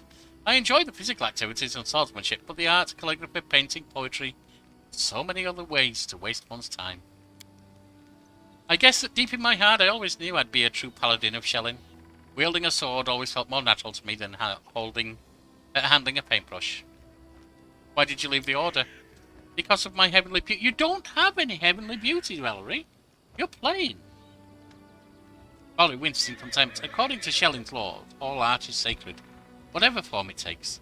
Severe punishment awaits those who dare harm a painting, sculpture, or poem, no matter how worthless the drivel might be. My look always attracted unwanted attention from the pilgrims and acolytes of the temple. I received my first poem, dedicated to me when I was 9. The author was some wealthy geezer. Valerie's lips thin in contempt, and that was only the beginning. Sculptures, pictures, poems, I was drowning in them. My admirers mobbed me, and I had to respectfully accept all their garbage. The clerics of the temple were magnanimous, for my suitors made generous offerings to the church. But one time, I just snapped. What did you do? Who did you kill? Barely suppressed anger glitters across Valerie's eyes. Some wealthy idiot had dedicated an extremely untalented poem to me. And he had the nerve to read it right to my face, holding my sleeve. The hour was late, and I was on my way to get some rest after a boring lesson in rhymes. I lost control. and tore the poem apart, right in front of him. Valerie raises her head proudly. The paladins want to impose some punishment upon me. I don't remember which one exactly. They wanted me to repent. Instead, I just gathered my things and left. What did they do after you left the Order? I set off the rest of... What did you do? I wanted to get as far away as possible from Shellin and the destiny everyone seemed ready to force on me. Besides, the School of Swordsmanship in Restov has quite a decent reputation. Honestly, I was hoping for an opportunity to learn from the famous Aldori masters. Eventually, it became clear their technique wasn't a good fit for me. They teach to avoid impact, whereas I prefer to raise my shield. But my abilities and skills, which I learned at the Order of the Eternal Roads, were enough to make the Sword Lords take an interest in me. They offered me a chance to join the mercenaries who served the Sword Lords, and I accepted. Let's change the subject. I'm not going to talk about her beauty. She doesn't have much. I mean, everyone's beautiful in their own way, I suppose, but I can't say I'm impressed. So you're an atheist, you don't worship any deity? Right, I don't need guidance from above. Alright. You know, you don't have to follow etiquette and maintain good manners while speaking with me, if you don't want to. I'm aware of that, Valerie sighs, but I'm sure you understand that I am what I am. That's how I was brought up, first by my parents and then by my mentors in the Order. Besides, I was born to a noble family, Valerie raises her chin proudly, so I rather enjoy the idea that my manners of speech differs from those, a bit from the common language of the peasantry. Oh, you're a bit arrogant then. That could explain your feeling that you've got heavenly beauty. You just can't imagine how many social climbers have bowed politely the moment I opened my mouth. So eager to follow my orders, why? What do you mean, why? I follow your orders. I've joined your campaign because I have faith in you. I believe your intentions to be noble, though things may not always turn out as you planned. You are my commander. Your orders are law. It's my duty to follow them. Valerie hesitates for a moment. Well, as long as you don't order me to do anything that's absolutely dishonourable, that would never happen, I hope. Thank you. Alright, now, who was that strange person in here?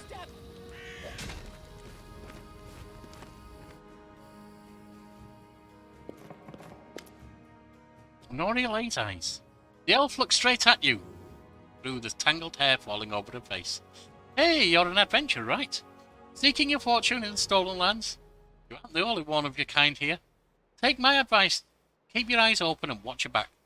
Sometimes, the ones who call themselves your friends are more dangerous than your enemies. Judging by the elf's voice, it's obvious that she started the day with a jug of wine. Who are you?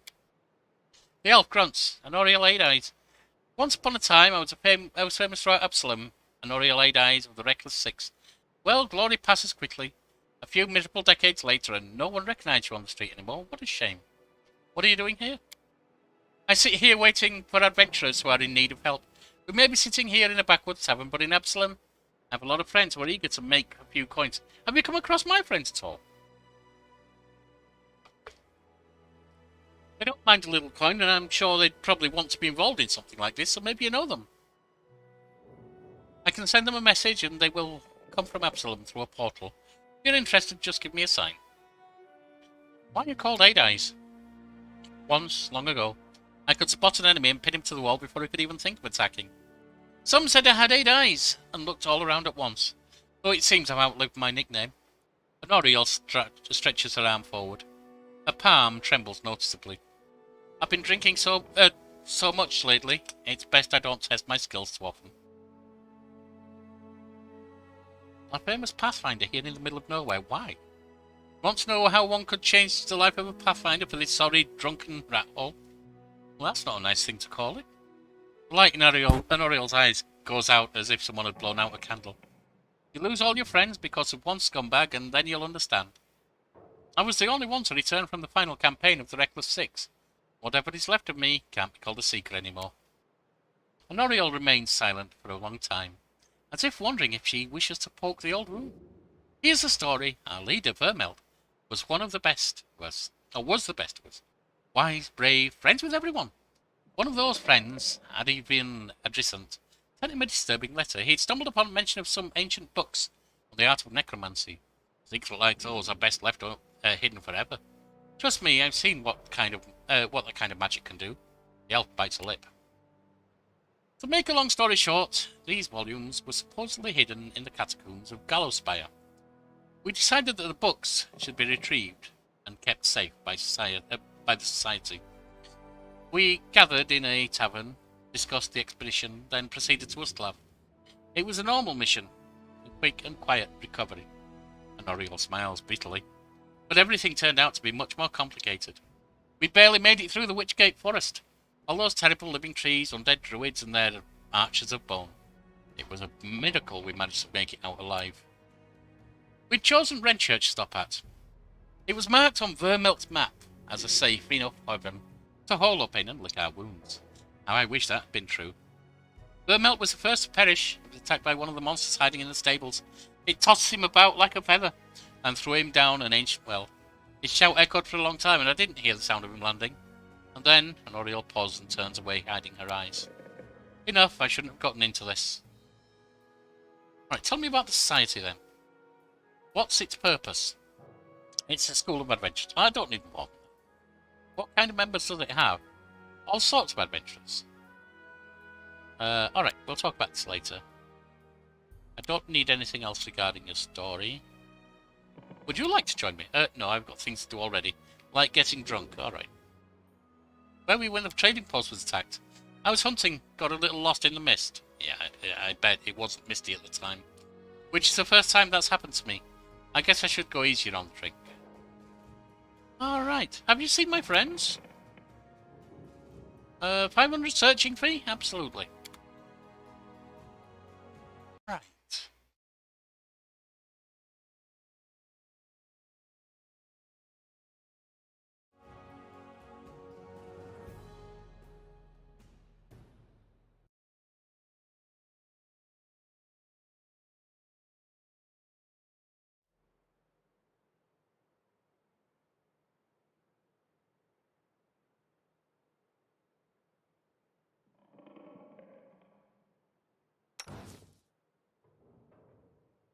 I'm looking for a halfling cleric. Have you seen her?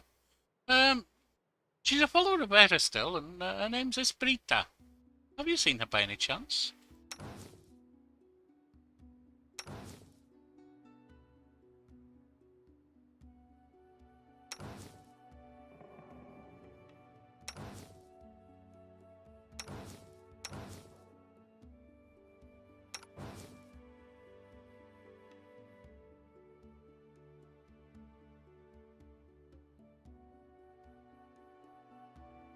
No, none of these look like her so far.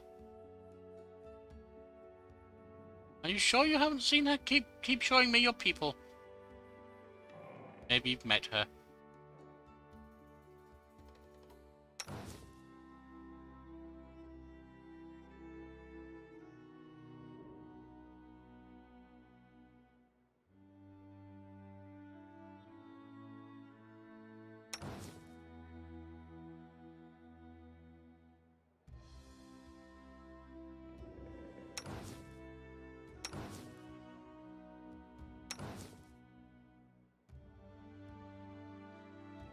That actually looks quite like her. Yeah, she was a fairly pale-skinned lady.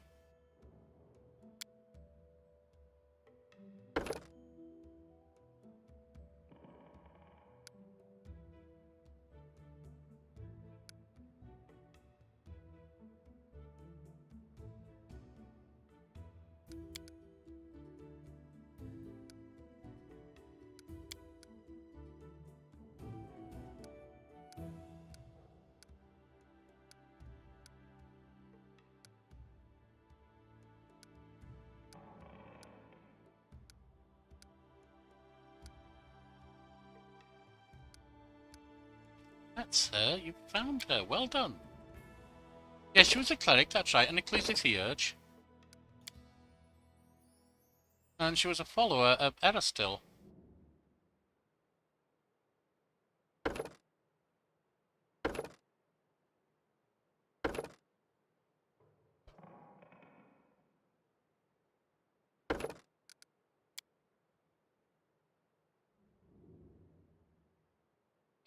Right, now then. She, of course, was very religious.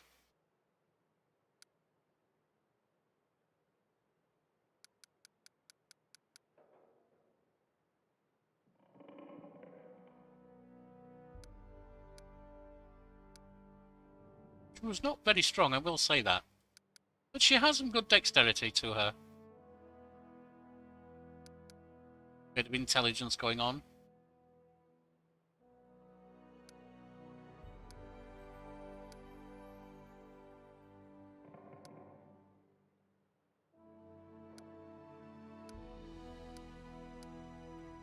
And indeed could be very charming.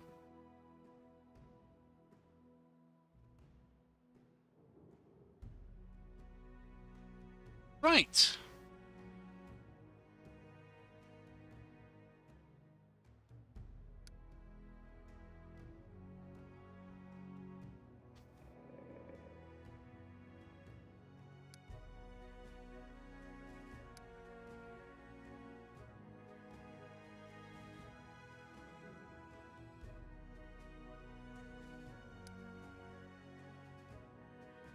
Had a good bit of mobility too, yes, she did.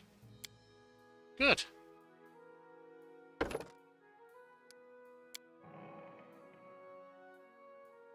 Contemplate on your mistakes.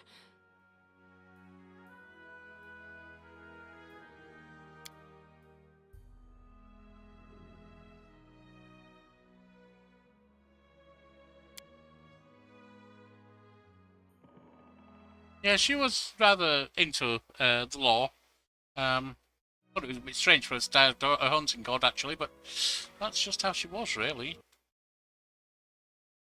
So, yes, that's her. I see you found her. And that's Espirita. Espirita. We shall overcome! Alright. Now, additional to her, let me just have a look at...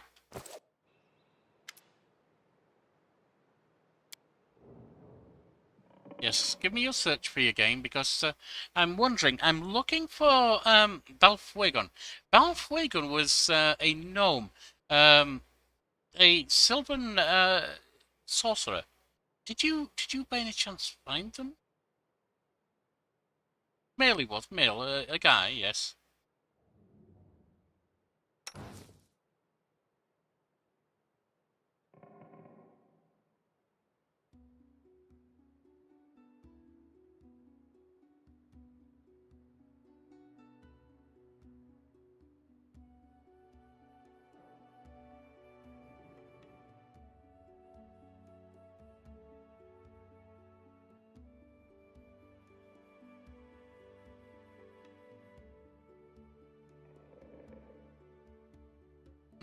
You're not showing me him at the moment, are you? Let's keep looking. Let's keep looking.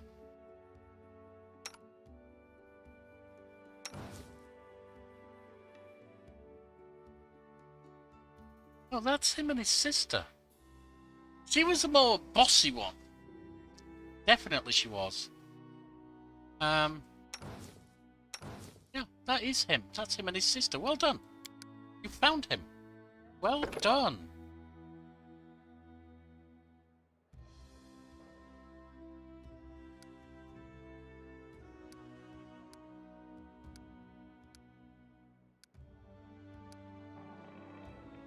And that's how happy he looked when his sister wasn't plaguing him. You see, she'd even trimmed his eyebrows there.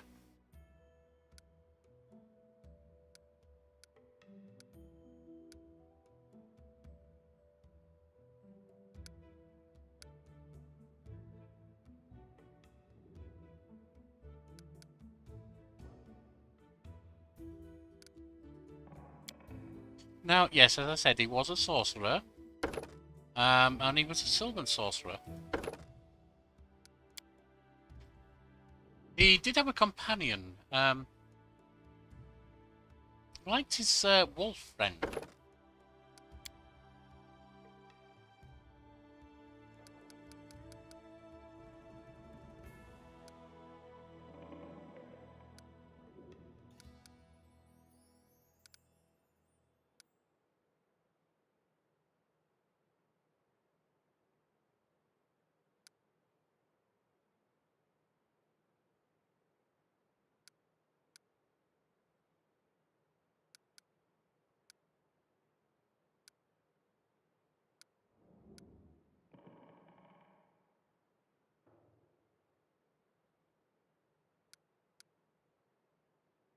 It had been said he wasn't very wise, I will admit.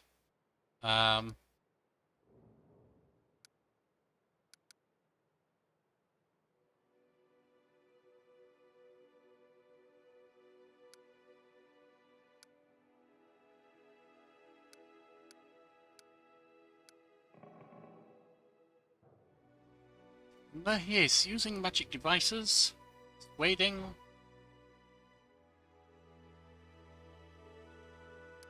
Knowledgeable of the arcana.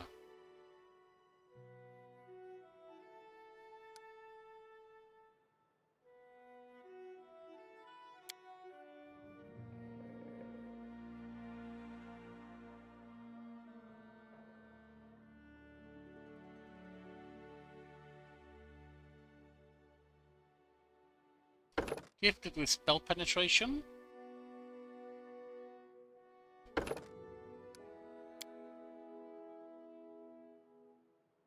He had a love for fire, he did. He honestly did. And buffing people. Yes, that's him. My skills exceed yours. As you can see, he was kind of kowtowed by his sister, so he tended to be reserved, which is strange for a fire mage, but there you go.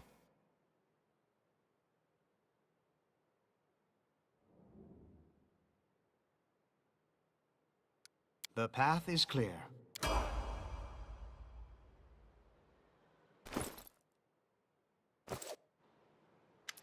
And by any chance, I'm wondering if you've met Fen.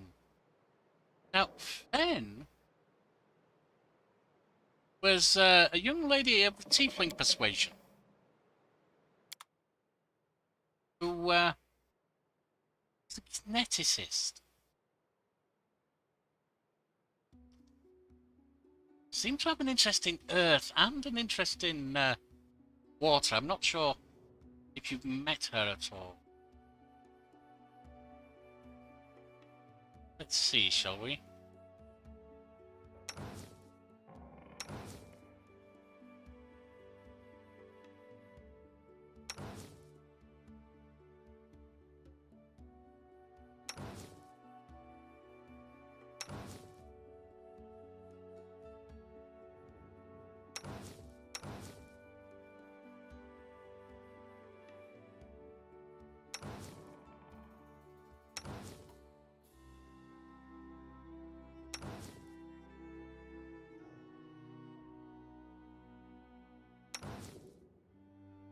Yes, that's her. She loved to be around crows and ravens. That is her indeed. Well done.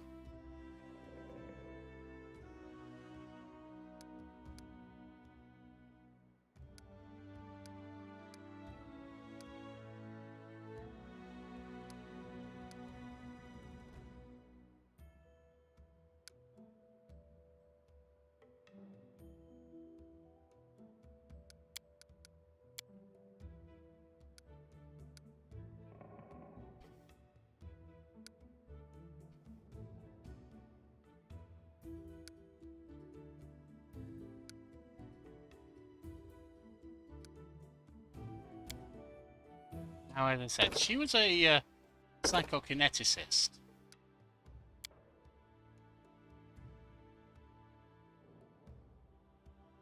I was never quite sure what her heritage was.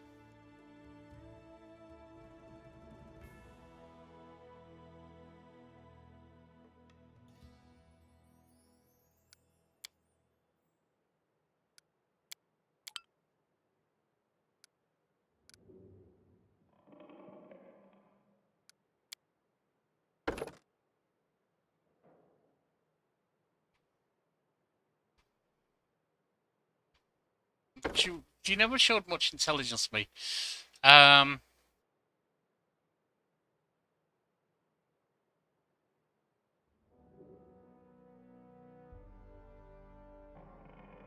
She was dexterous and wise. Could she have been an Asura spawn? Not sure. But she was also did have a hearty constitution.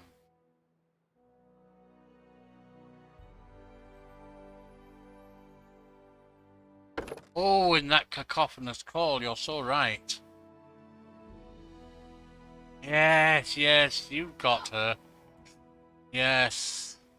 Very much. That cacophonous call, it always sounded like crows and ravens ringing in my ears.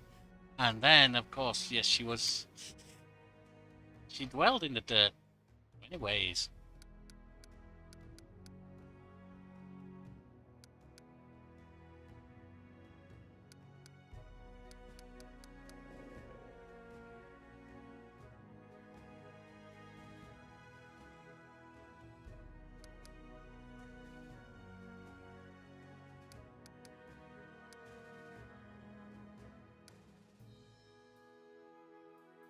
Found her. Thank you.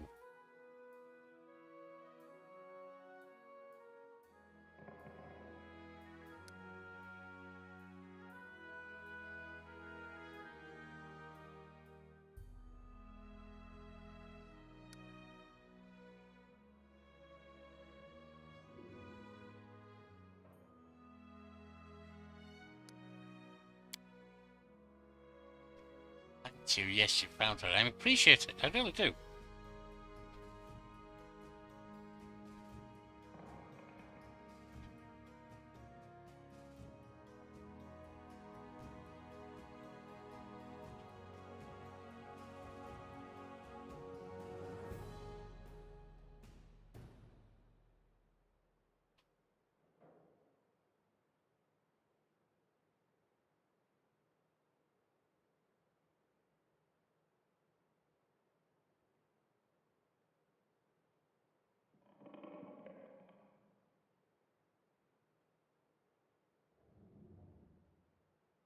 Where is her skill?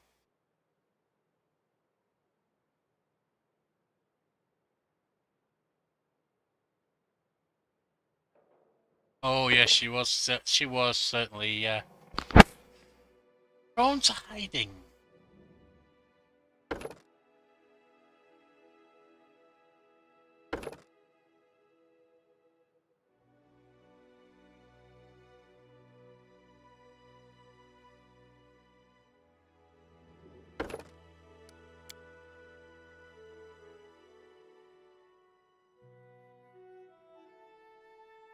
Hesitation is a waste of time.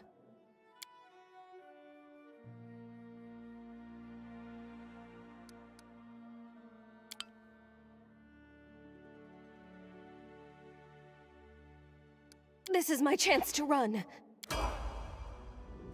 I wonder, is there any chance you found Abane? That's another friend of mine. Abane was,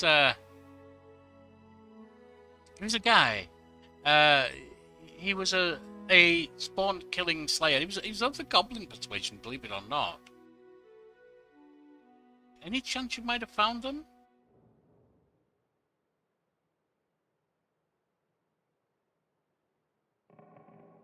Do you have any goblins you know of? You do? Good. Let's see them. See if you've met him.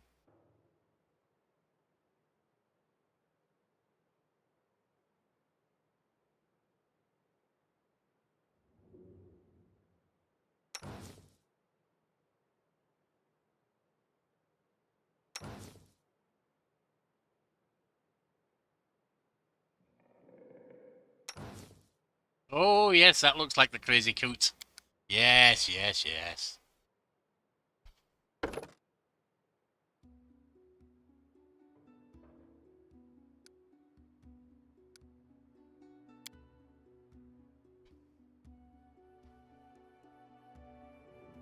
Now, as I said, he was a slayer.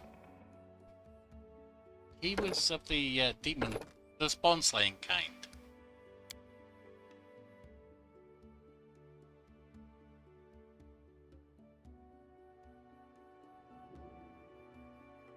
Very dexterous he was.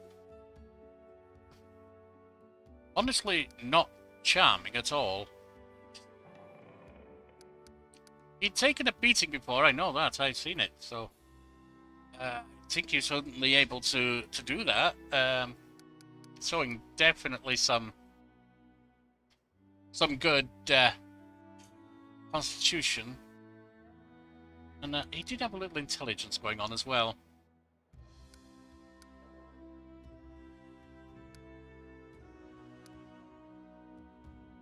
Sneaky little bugger he was.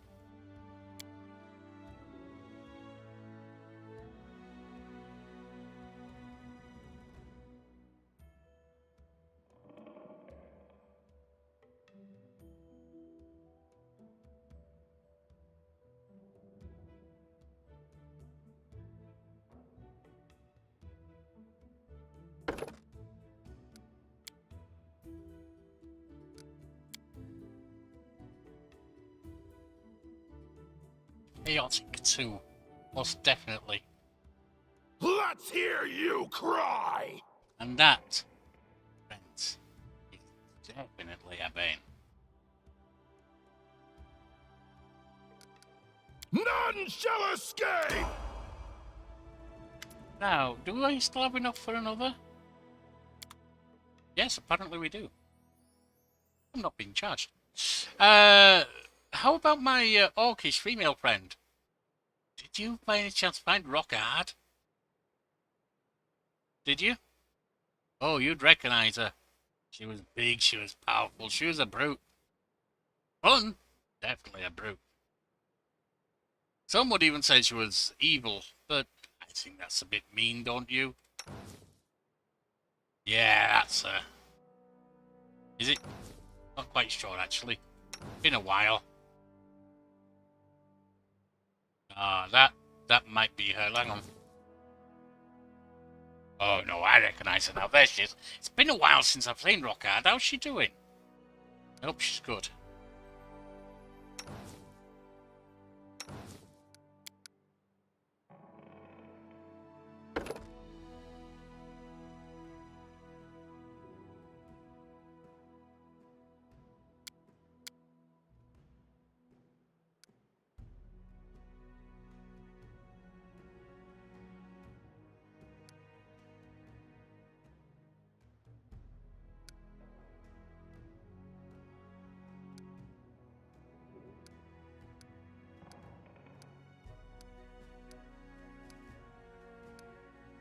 That's the lady.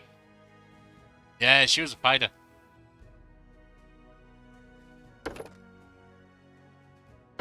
Love to go with 2 hands. Absolutely love to go with bloody 2 hands, she did.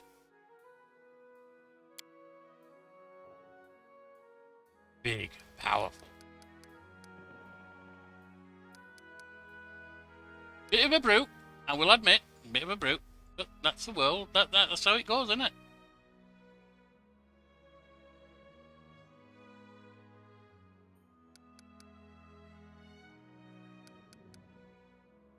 She really wasn't very good at a lot of things, to be honest. But, yeah, fighting... Fighting, you'd be hard-pressed to find someone who's better, to be honest.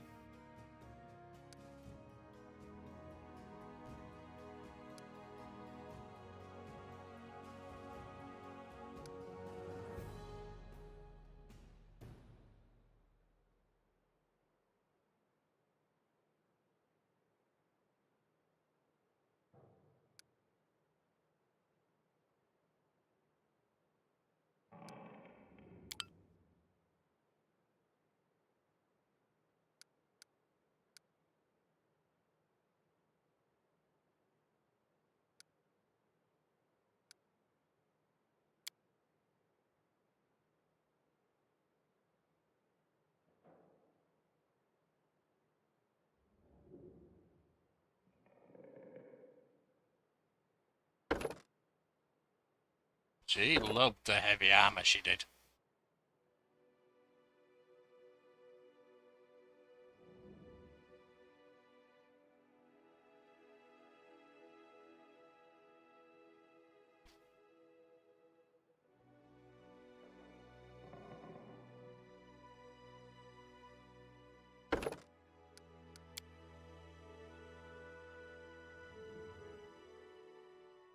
Wasn't much of a speaker, though, I'll be honest with you.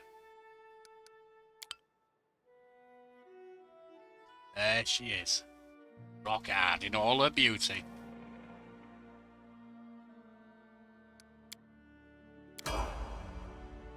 And you found them all. I'm impressed. I am.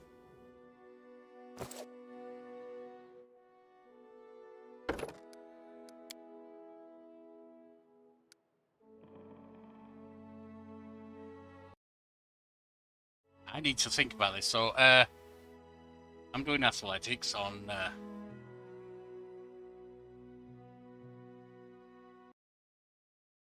Yorkie. Nature and Perception and Persuasion on Yorkie.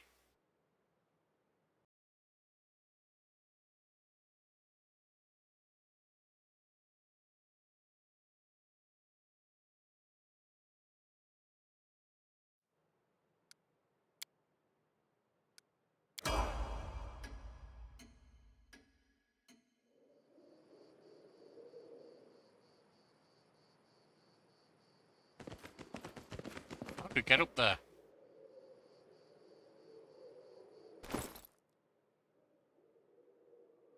Right, Amiri. Barbarian lass. I'm afraid, Amiri, you're gonna have to slink back to the shadows. I've found my friends.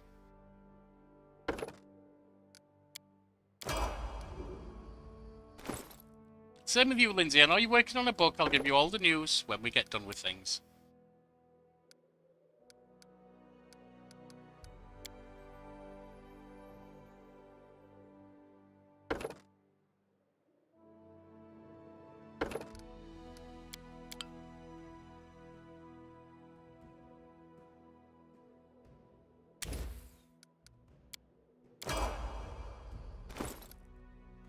And Val, sorry, but you're not going to stand in the way of rock hard.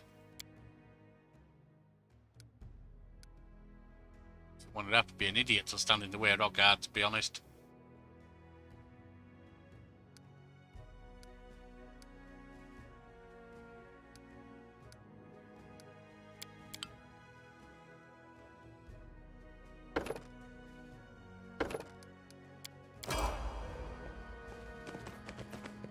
Right. Let's talk to Oleg.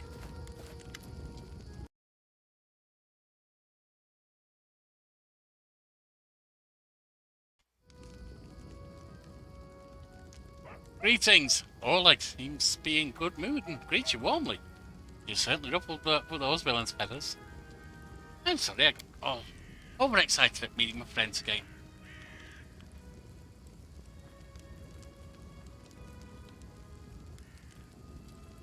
And we seem to be having some kind of bad connection here. Do we? Not sure. That certainly doesn't look good. Well, anyway, new day, new troubles. Have you seen the fog? Have you seen anything like it before?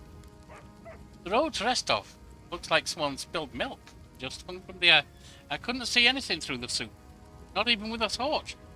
Yeah, it's a bit chaotic. I've heard from from a nymph friend. Feels like witchcraft to me. I bet the Stag Lord involved somehow. Rumors say he deals with all kinds of bad magic. Tell me about yourself. Why you opened a trading post in such a dangerous place? I just dislike the noise. Oleg answers reluctantly. I'm from Restov. Cities are complicated. Lots of people and each with their own place on the shelf bow before this one. Really a lot. Yeah, I must admit I'm a country boy myself. You need to take care of Stag Lord. Do you know of anything that could help? Any way to help me find him? It's quite a task. The Stag Lord is a fortress somewhere in the area. Yeah, actually we know what we need to do there. What else? Not much. Not like I've sat down and shared a cup. As soon as he got here, he took over everything. I wrote to Restov and tried to warn them. Alright.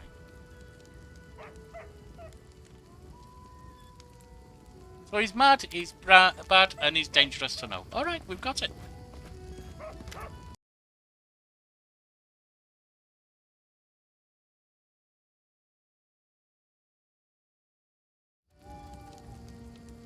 Want some potions? Show me what you have. I've got all the potions I need, really.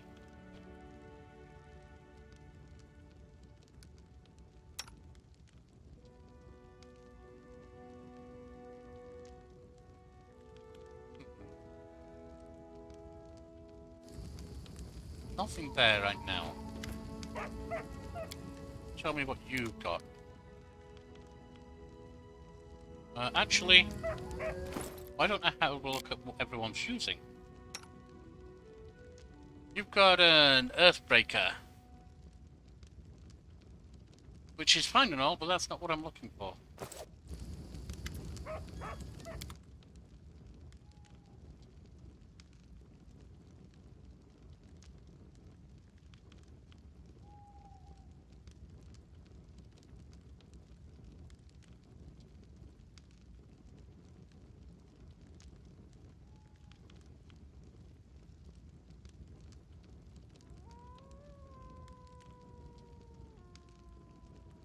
Masterwork Bardish.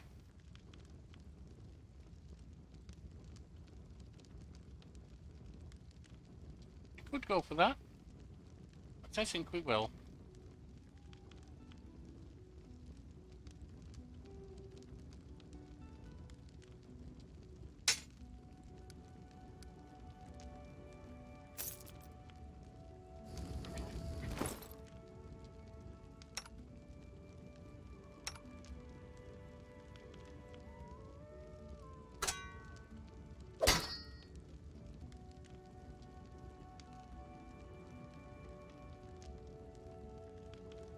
I may have caused a slight problem there and made her look a lot more male than she should. Now, you're doing very little actually. You shouldn't be using that. Or a Slayer. You, my friend.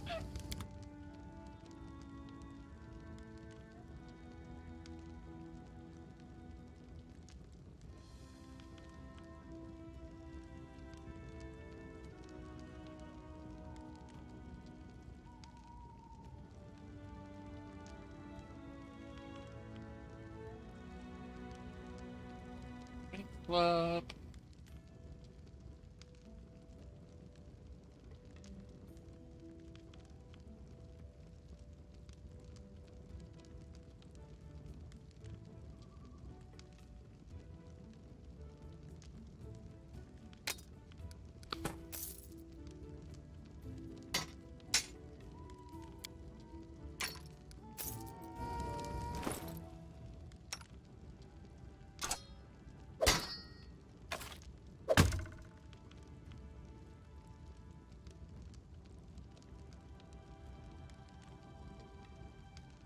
You are our Necessist. You are our Sylvan Sorcerer. Lindsay, that off you.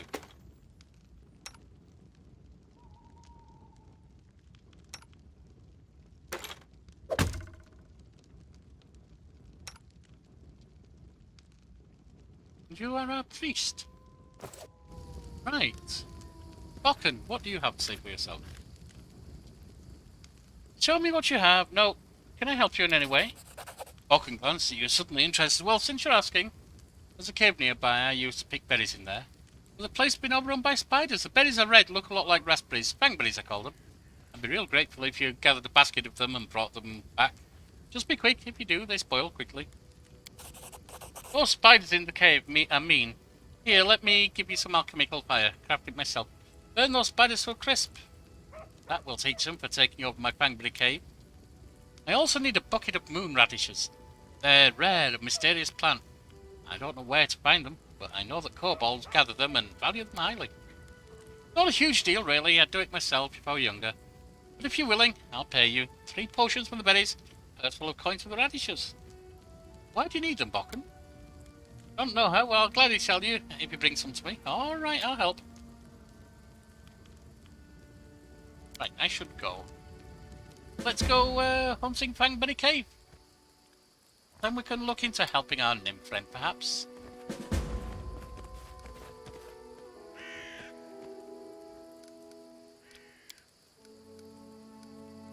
My friends.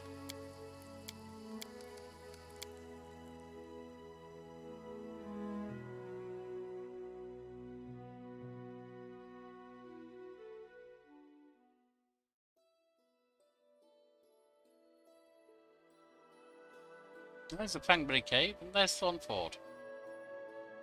Right.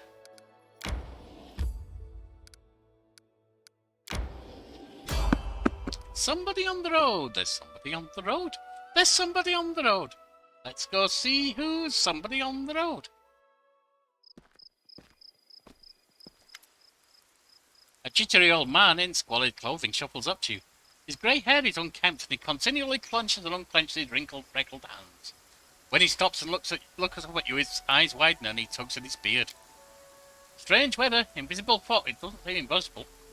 Creeping out of the woods, stars beyond the sky, obscures the sun and moon, strange. The old man shakes his head, his eyes shifting seemingly at random. Who are you? The old man freezes for a moment. Remus! That won't help with the fog. What are you doing here? I do nothing. Breathe, walk, observe. It's visible to me. I see more than ever. I've never seen so much before. The old man wipes his hand across his face and sighs wearily. But someone must look, and no one else can. What are you talking about? Does that mean you can find your way through it? The fog is wrong. It hinders your legs, but not your sight. I wish not to try. I should probably go. You hasten, you should. Your rival wastes no time. He races, but in another direction. He searches for power. He'll find it. Do you mean Tartuccio? The old man tugs at his beard again. He's not tall, but he wants to climb high. Beside him are those who could stand against him, and might still yet. What power is he searching for? Someone else's, old but young forever. That which was taken from another. That which gave joy, and now he is dead. Can you tell me where he is now? He's in an old tomb. Oh, okay, everything else is on hold. Thank you. How do you know we're rivals, by the way? I don't know, I see. Okay, whatever. You're having one of your turns again. Once stolen, the land should be reclaimed. Once reclaimed, bound with a reclaimer shall it be. Bound, merged, joined by unbreakable ties. Claiming the land, claiming its pain, claiming its death.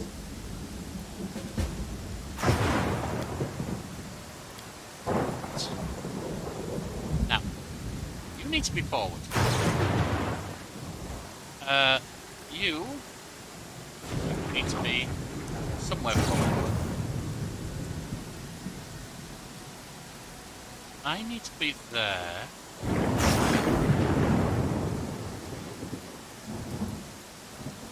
Need to be there.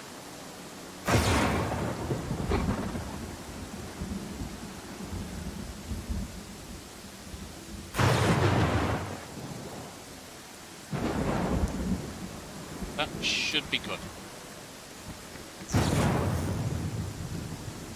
Now let's get out of this blasted storm.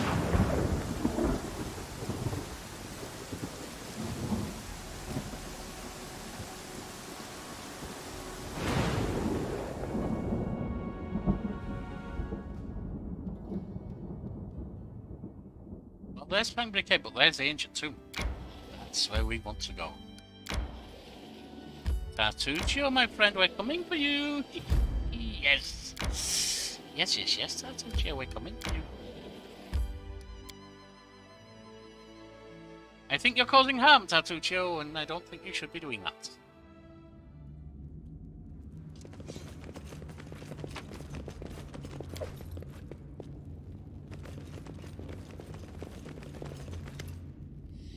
A gnome in gaudy purple garb sees your attention. Of course, Scoundrel Tartuccio, who you know from your time in Restop. The vile gnome is standing on a small hill, expressing his discontent in a way in every way he can muster. Let me guess, you're still dawdling. Should I make some tea in the meantime? Bake a pie, perhaps? Plant a small garden and harvest some cherries? Perhaps you'd be more comfortable wearing fool's caps and colored trousers. Then at least I'd be able to sell tickets. Come one, come all! Feast your eyes upon the slowest and the most ridiculous buffoons in Golorian! Why hurry? The same end awaits us all. Hold your tongue, gnome. I can hardly tell your twaddle from the buzzing of a fly. Quickly now, if we don't find that artifact soon, someone else might seize it. Someone who's standing over there watching you right now, you fools! Harim, my priestly friend, you seem to need a friend. You seem to need someone to cheer you up. I'd be happy to see you among my companions, your, well, friends in the background. Your faith does not oblige you to follow fools like Enliars like Tartuccio. There is as much vanity in your words as in the words of all who have not seen the wisdom of Grotus. Yet you seem a worthier leader than the arrogant Tartuccio. Perhaps in serving you, I shall open your eyes to the teachings of my faith. You never know. It's unlikely, but you never know. I see my magnificent rival will stop at nothing, even at stealing the servants of his enemy. Let us see if your fools are even more useless than mine. Draw your swords and cover my retreat. Hey! With me. All right.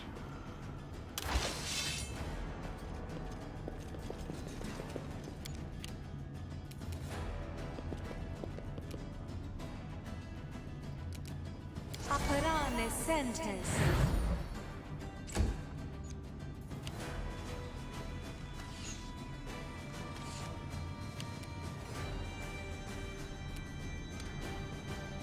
Out of my way!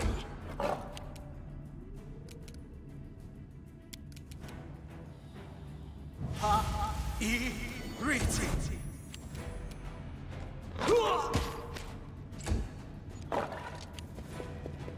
Could be worse.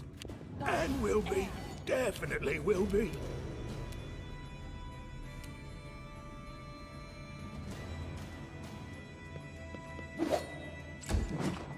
Well, we missed on that one.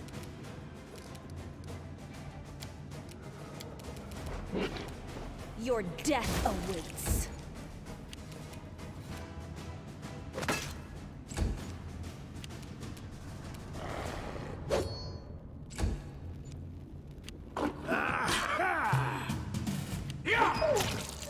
Well, that was a nice hit for him. Strike as one! I shall not fall. Forgive me for this. Well, she's down. Run them through!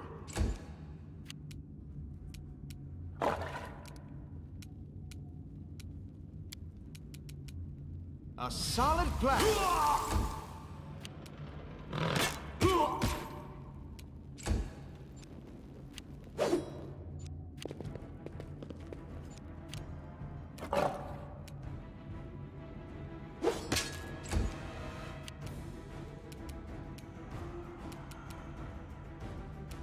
I'll loot your corpse. Apparently not. You're not really very well at hitting.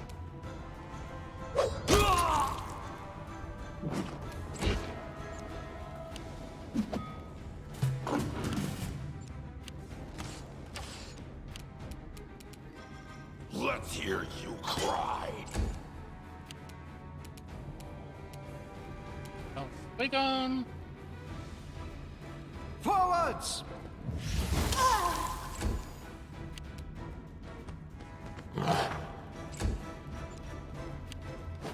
Lost.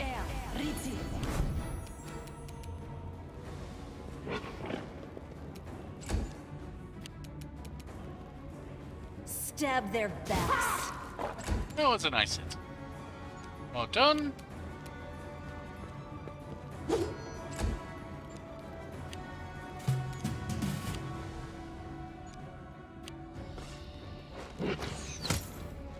Ouch.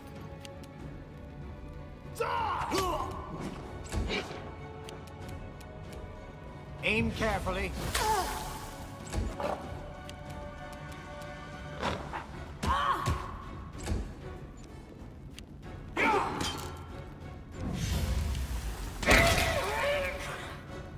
Yeah, that wasn't very clever of you, actually. Cover me.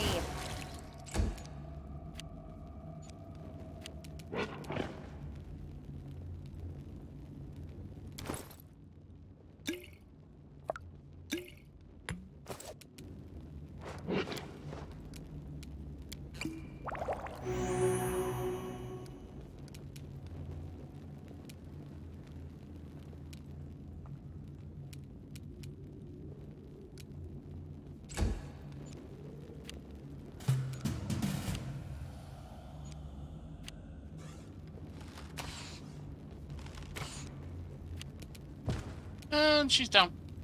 Out of my way!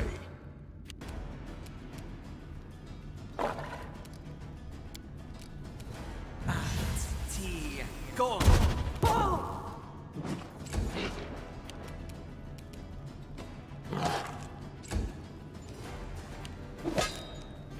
I think at this point we can just go loose.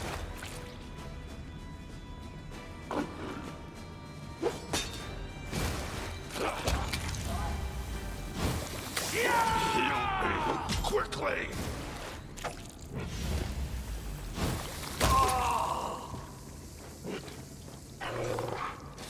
All done.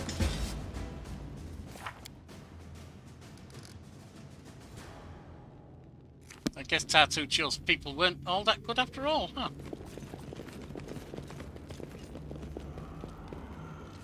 It seemed to, from afar to be but cracks in stone.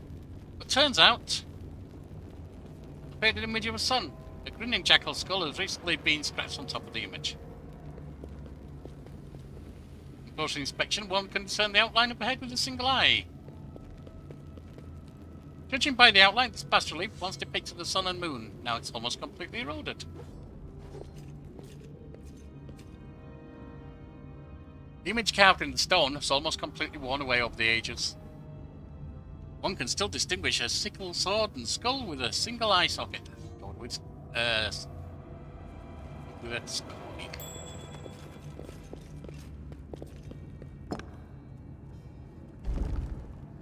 Got that. If there's gold, it's mine. That. See what's down here.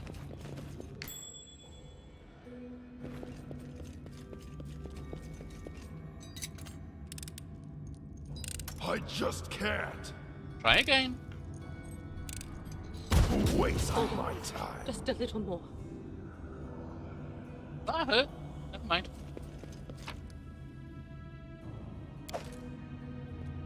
Now, let's see about getting some healing done, shall we? I shall not fail.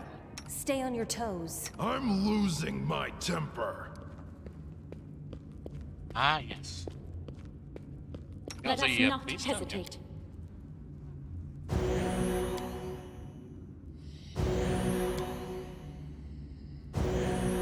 There we are. How are we doing?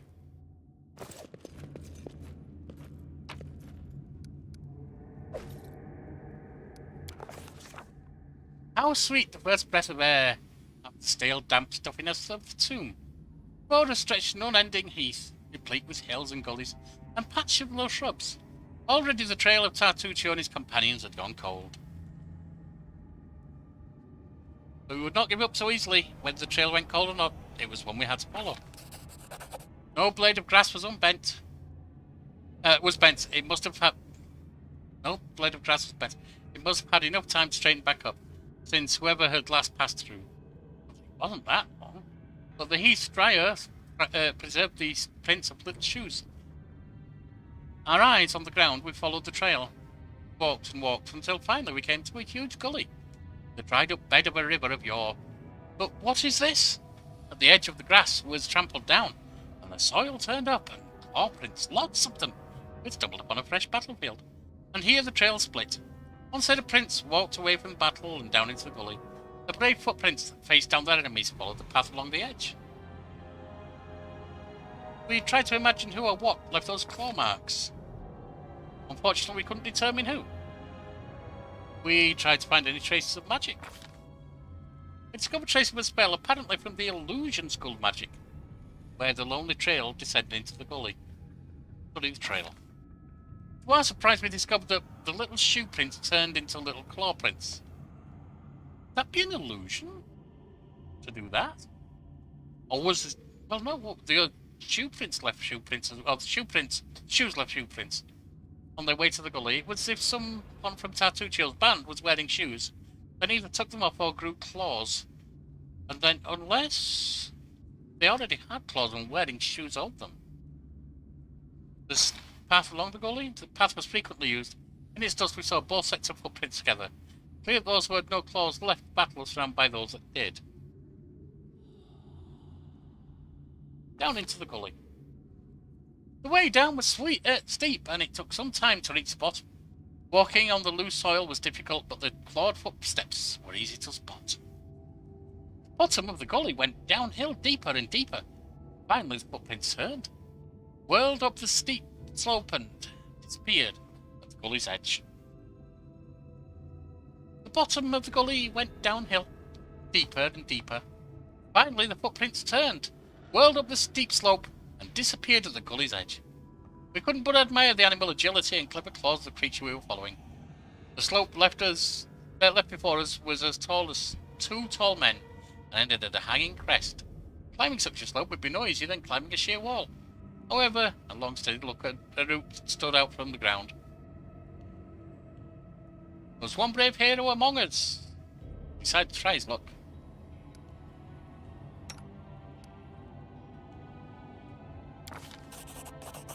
After tugging at the rope, Babane took a deep breath, grabbed it with both hands, and then began the difficult ascent.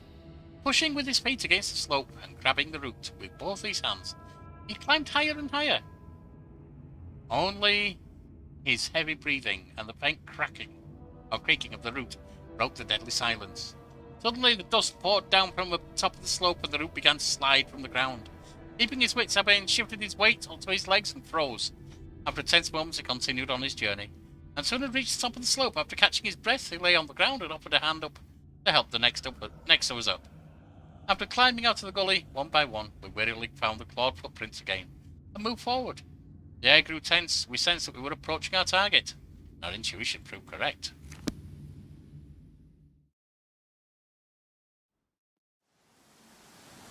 Right.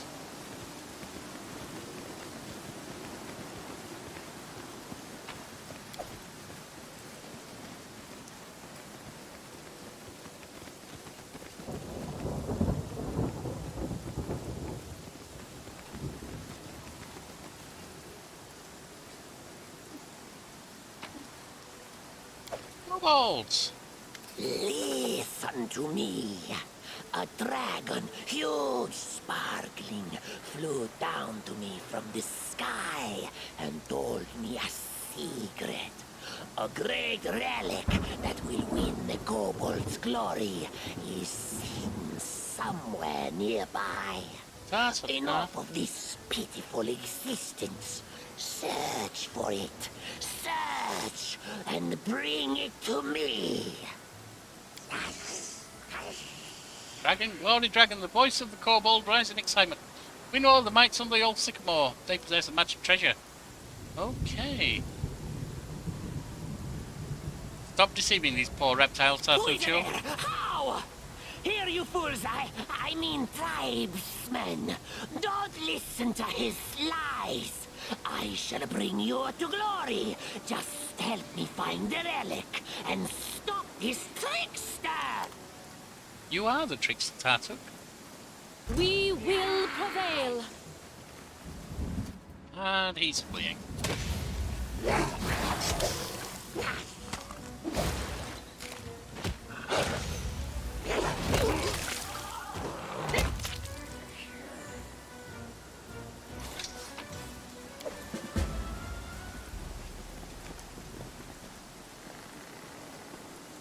There's an imprint on the ground near the empty chest.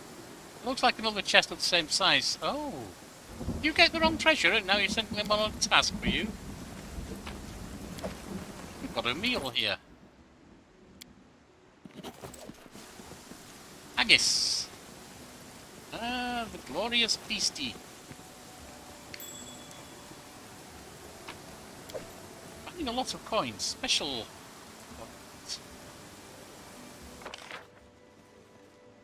Something there.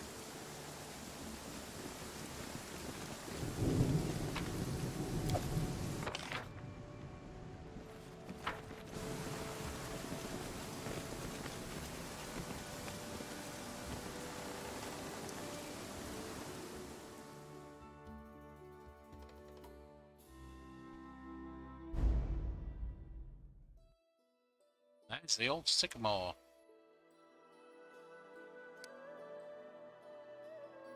Well.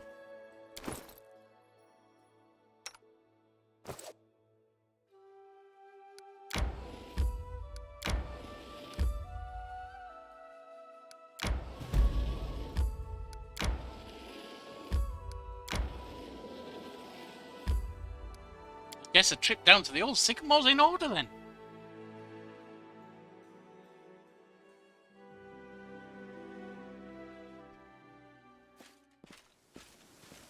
Greetings. Keston Garesta, former captain of Jamandi Aldori's personal guards. Nods to you as though you'd seen each other in Restov only yesterday. Not that long ago. He limps noticeably and his clothes are stained with blood. Looks every bit as grim and focused as when you first met. But this time you also sense a hint of excitement in his eyes. I have urgent news from Restov. The investigation that I have conducted at Lady Jamandi's orders have proved your innocence. Tartuccio was and still is the Pataxian spy. I know that.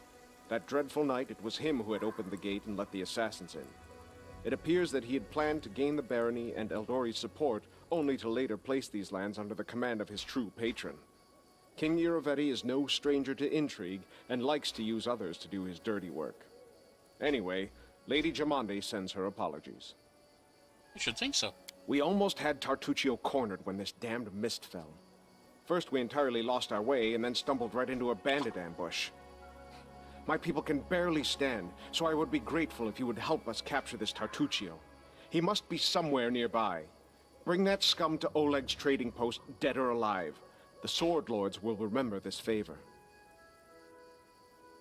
How did Tartuccio manage to fool you? That sly bastard has caused us no little trouble, that's for sure. When he showed up in Restov and announced he was going to join the expedition, nobody suspected a thing.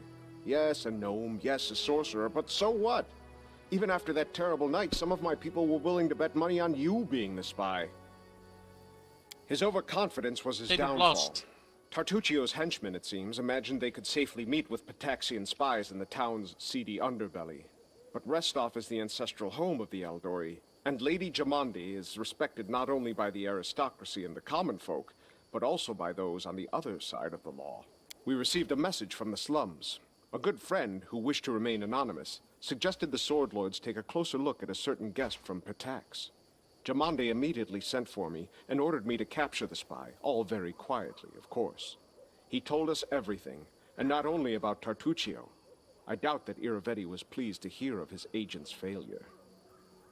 What can Pataxian spies hope to find in the Stolen Lands? Pataxian spies are much like magpies. They'll grab anything that catches their eye. Information, treasure, artifacts. This time King Iravetti had a chance to seize the entire Stolen Lands region, and at the Eldori's expense. I'll give you some advice for the future. Be wary of the Pataxian king. He's truly a snake of a man. Grace is the name of a noble house in Brevoy, is it not? You're a noble then? Used to be. It's only a name now, nothing more. The House Garess are a noble family in Brevoy. They own several mines in the Galushkin Mountains. My father Evan is cousin to Lord Howland Garess, but he's my father no longer. In any case, I brought shame upon my name and was punished accordingly. The family disowned me. I fled to Restov and took up the life of a simple mercenary, until I received an assignment here in the Stolen Lands. Care to tell me why you were exiled? You asked me a favour, I'd say you owe me an explanation. Fair enough. For a Garess, the prosperity of the house and the honor of the name stands above all else, and I was betrothed to a widow from another noble house. This union was of great importance to the family. However, 3 months before the wedding, I met a commoner girl, gentle and pure, and we fell in love. I would have rather died than leave my Tanya, so I decided to break off the engagement with my noble bride. I could never have expected what would follow. My father was furious. I'd set a pointless love affair above the interests of the house. He expelled me from the family and ordered to leave our lands under threat of death. And Tanya, her mother was seriously ill, and she stayed behind to care for her rather than follow me into exile. Thus, I was on my own, disgraced, without a name, and without love. Don't imagine that I ask for pity. Everyone gets what they deserve. I'd say you deserve a better fate, Keston. True love should not be punished. What's done is done. What can Pataxian spies hope? What about your homeland at Well Garess? then, ask away. Tell me of the land you grew up in. House Garess owns a number of valleys and gorges in the Galushkin Mountains. The landscape makes these places easily defensible, and they're rich in ores and everything else the depths of the earth have to offer. It is a place of rare beauty. When I moved to Restov, I couldn't get used to it for a long time. There was nothing but sky between the roofs. No mountain peaks anywhere in sight. Tell me about Grace. It is an old and renowned family, one of the most influential in Brevoy. A long time ago, the Garess house entered a pact with the dwarven clan of Golka. This proved to be of great benefit to both parties, and they've supplied the ore for our forges ever since. Lord Howland even took the son of the dwarven leader as his ward. Who would have known where this would lead? The same winter that Brevoy lost the Rogarvia dynasty, Howland's only natural son, Bren, went missing in the mountains. Thus, Toval Golka, the Lord's dwarven ward, became heir to House Garess. The lad has it tough, though. Too many believed Howland should have chosen someone of his own blood to be the heir. I would imagine my own father had similar plans for me, but we all know how that went. Let's talk some other time. As you wish.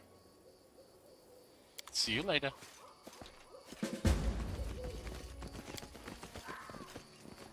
Dead or alive? Well, let's see what we can... Cowardly traitors, sons of a pike, return the relic. Coward, turn, Oleg. Silly, silly kobold, go look for your relic in your dungeon. Look under bed, under table, ha ha, silly kobold. Have no bed and no table, search your eggs. You lose relic and play might, accuse queen. Lies, chief's upscale, not silly. Kobold leader shakes his weapon at the insult. Lies, chief, scale. The kobold crier diligently copies the words and gestures of the chief, swinging his weapon. It's like they're almost trying to be intelligent. Stop, what's going on here? Little Mite jumps in place. Stranger, stranger, you see, yes, silly kobold attack Mite. Sultan's our magnificent queen. Lies, Mite, thief, steal relic from kobold, we revenge. Help us, stranger.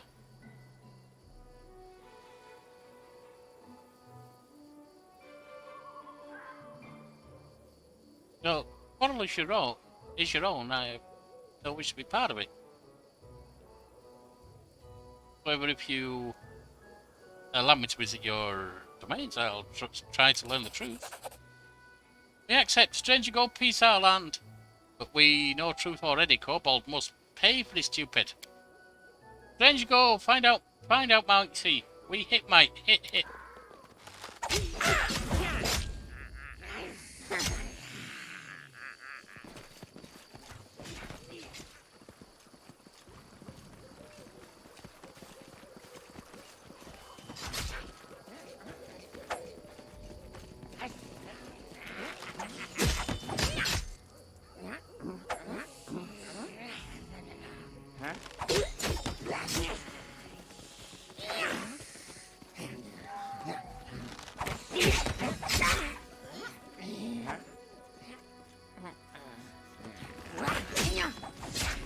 What's down here?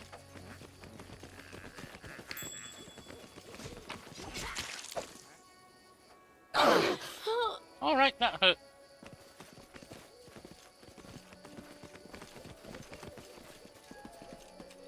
Done. They should have known better.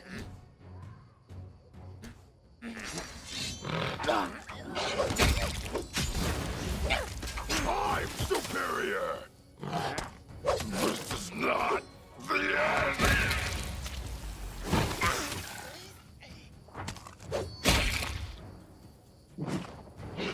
Well, you shouldn't have attacked me, should you silly fools?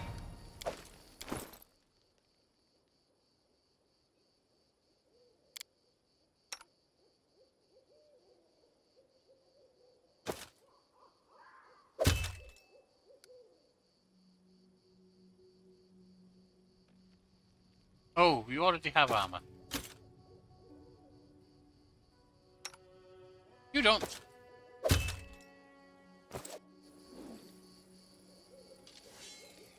I always did what was right.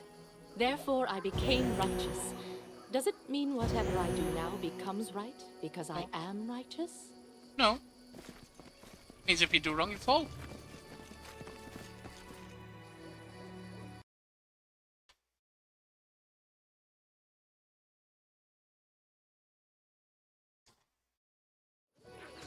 All right.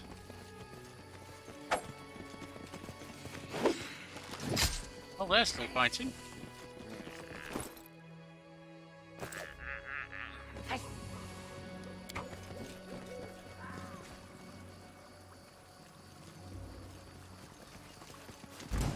frog! A couple of frogs!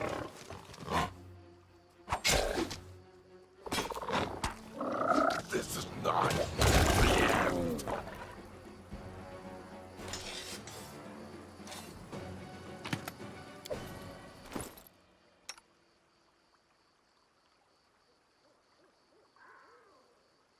That. Scorched fragment of a necklace. Well, there you go.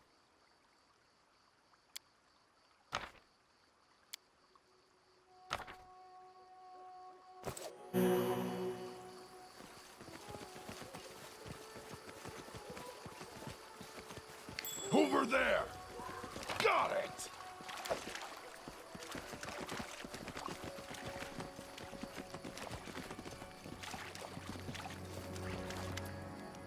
An oversized mite approached you. He raised his bald blue head with dignity, and his neck is decorated with tag locks and a wolf's fang pendant. To his right walks Kobold, also swelling with conceit. Welcome, Peace Zone. Here no war, no one attack, only maybe Fat Wolf Lord. He wants chewers. We more sly. We kill him. Big reward. Ward. What do you say about wolves? Near the long tree live Pack Wolf. Big angry, tell Might and Kobold bad thing. We maybe kill him. Easy, but war take hunts away. Fine, I'll kill the wolf leader. The leader of the hunters nods at you solemnly. Why are you not fighting each other? War bad, puddles, blood, scream loud. Might and Kobold dead, cold. What fight? Why fight? Dangerous hairy wolf around. I think you've got a good point. But we no fool, go and befriend, not want war, but Miss Queen Badar, big beauty. Miss Beauty! Right. I'll go. What's that glitter?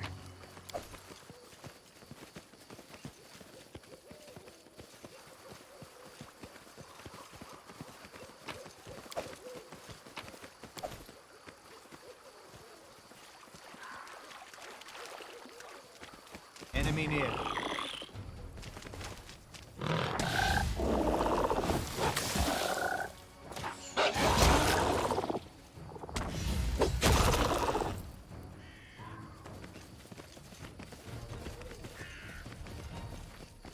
What else do we have? Anything? Looks like a cheeky climb. I need a moment to recover. It was a bad idea. All right, well let's heal up from that, I think.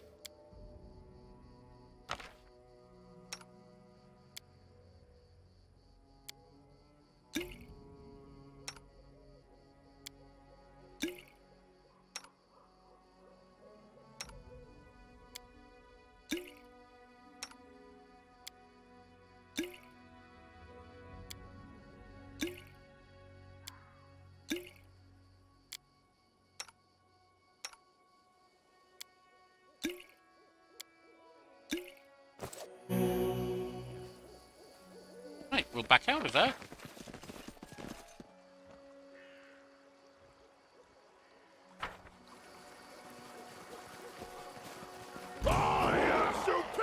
Tactile worms.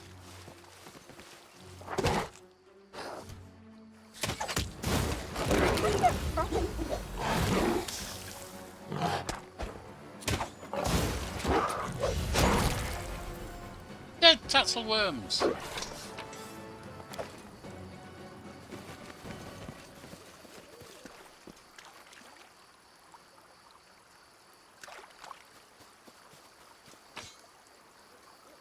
Another piece of the necklace.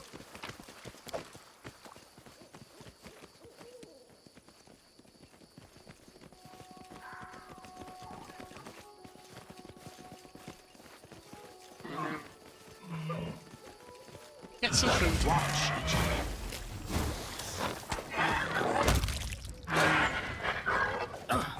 I feel faint.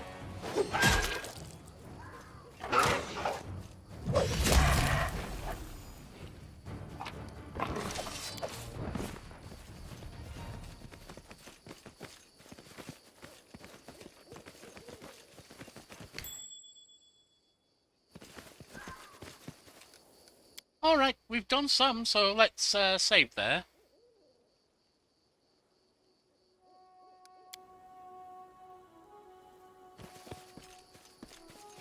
Pay attention! Done!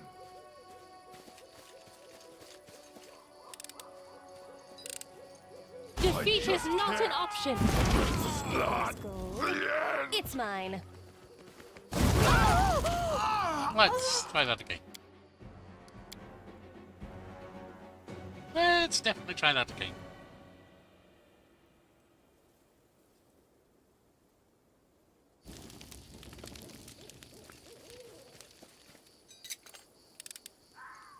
It's a waste of my time. Nope, that's not going to happen. We'll come back to this one.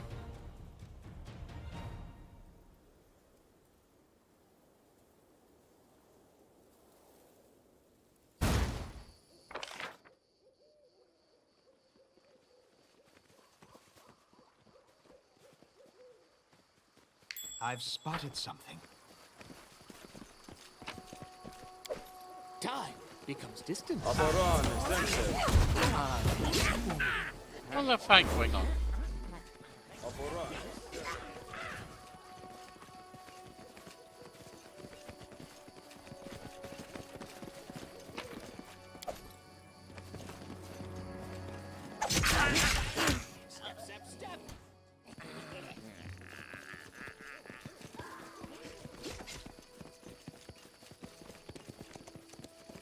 Strike as one!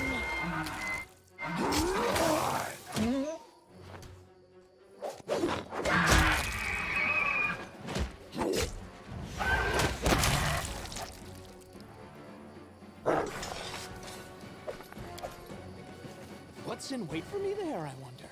That was a vicious attack. By us. Definitely should have got us some food there. What was that we just got?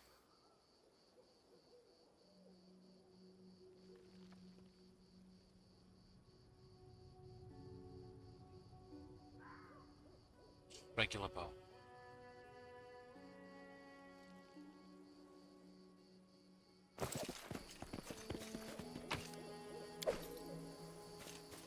Done!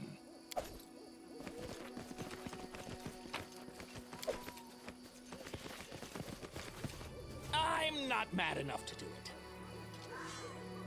I depend on causes. Trail me.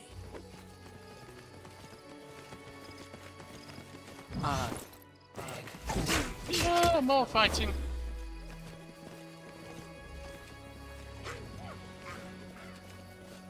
I'll carve my name onto And your silent flesh. scenes.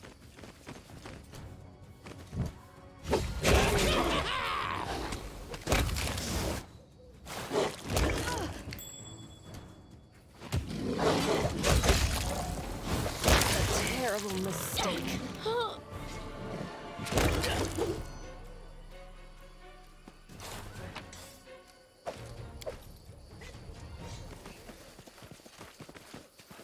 What was we got? What was there? Step, step, step. Fond of something or other.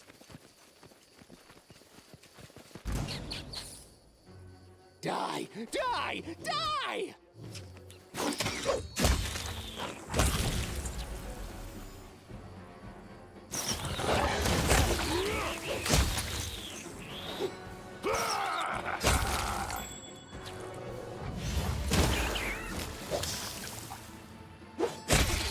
There we are.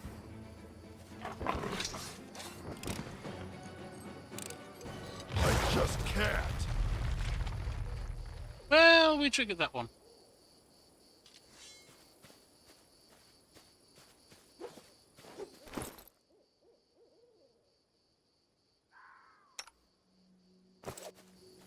$1,121 left.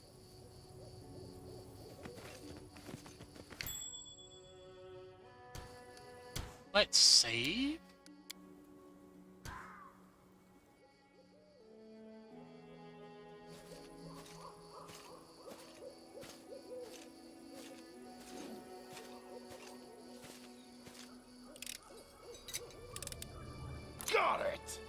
we got with that one.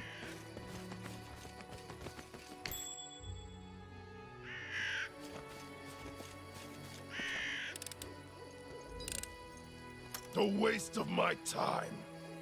This one seems a bit more tricky.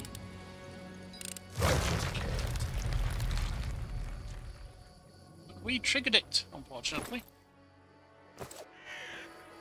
1,085 left.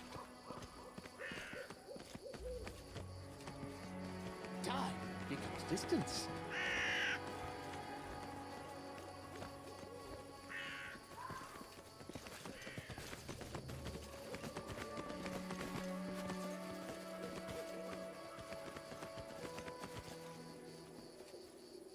Nothing there.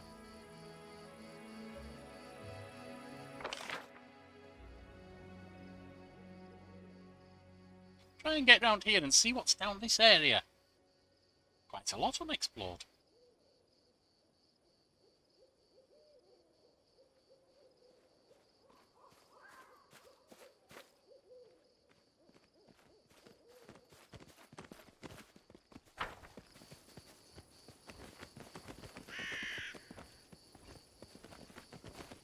Forwards? No, backwards. Backwards! Let's see what else we have. What's in here? Little hill rise here.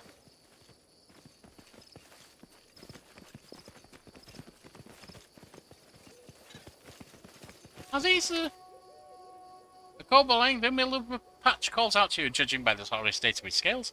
He's the eldest of the group. His red eyes squint from the light and his throat struggles to form words.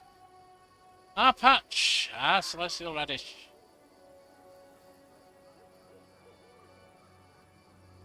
Not that radish. Don't need all of it. I'll leave half what I dig out for you. Alright, we got it. We've got Bokken's Moonradish. Step, step, step. And it sounds like it's basically a drug. Sounds like our boy Bokken wants to party on. Well, so much for him having any other reason. Solid plan. I feel tired.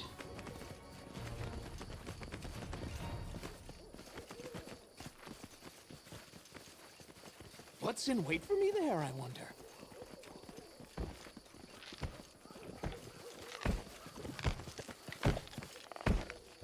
I'm not going to attack that, it's big.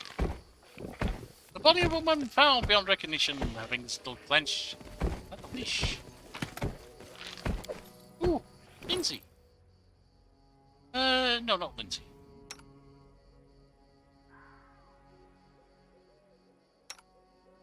I talk about Lindsay. Not Lindsay at all, is it?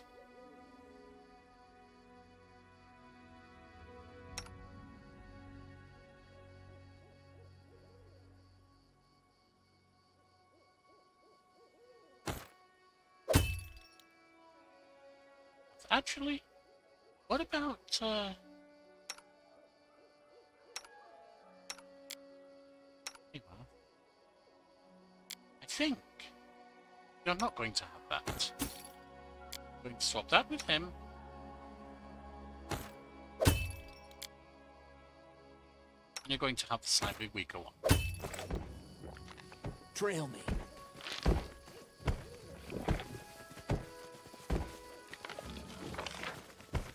I spy?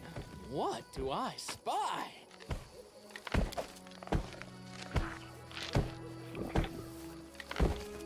What am I not seeing here?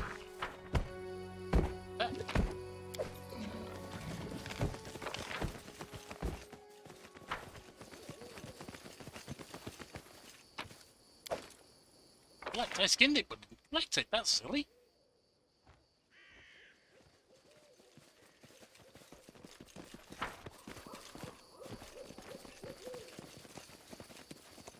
Let the attack. Let's shred them.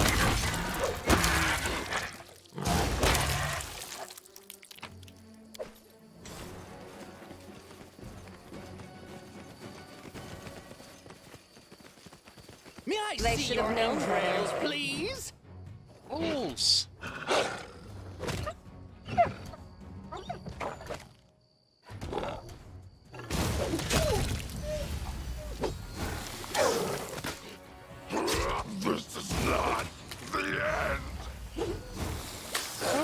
be for now.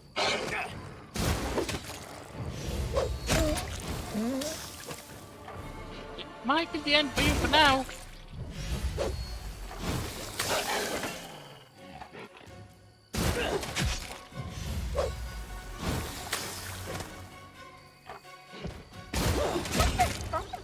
There you are. A rest would be welcome. I'm sure it would. I'm not having one right now.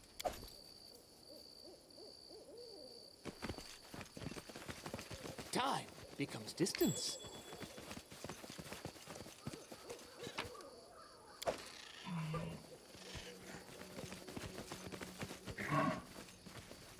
Ooh, we've got some big one there.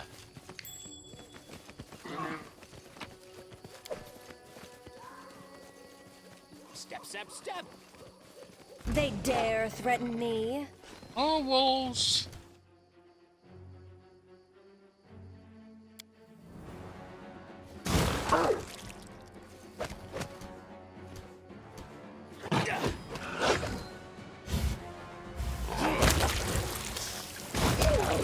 It's 2 down. That's all of them then. 842 left. I'll go ahead.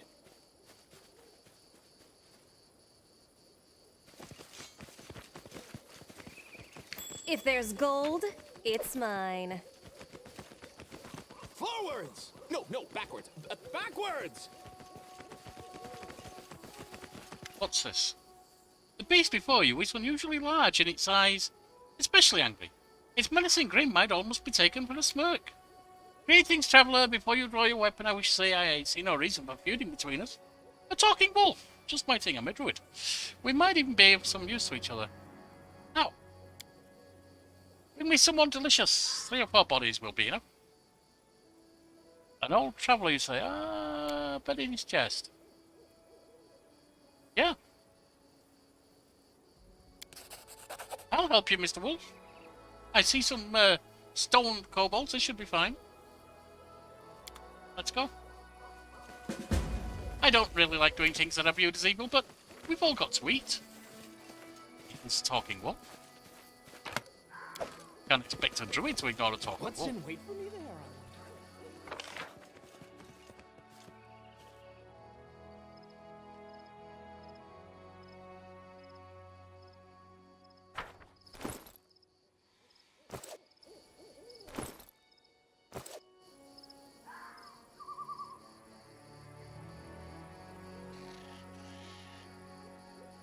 Let's go down here and see what they have to say for themselves.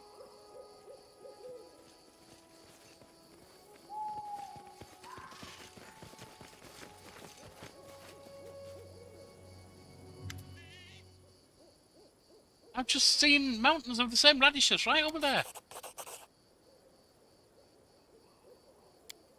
Strange rumored celestial radish grows only here. It was always recheck, send scout. Stop! Stop, traitor! And they're all leaving.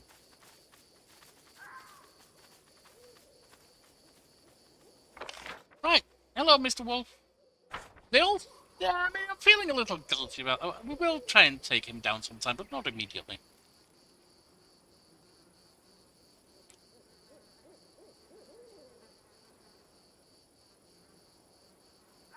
I'm pretty sure Tartuccio's down on the ground, so we'll check on him in a bit. But got these moonradishes.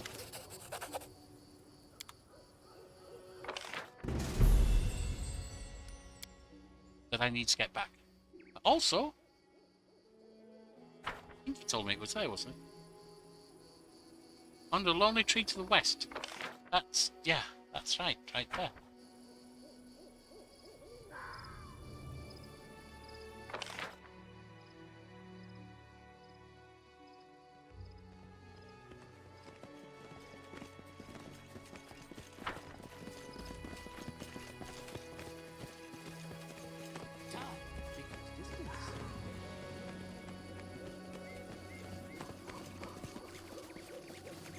Done!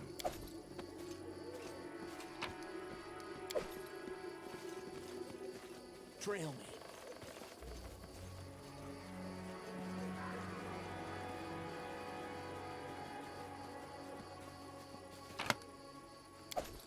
Hey, you! I've got a necklace for you.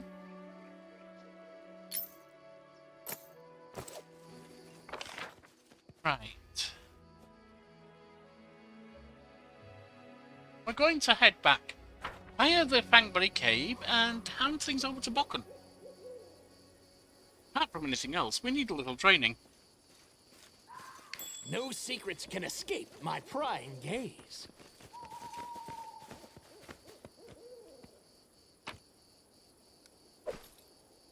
And we could probably do with the rest as well, so there is that.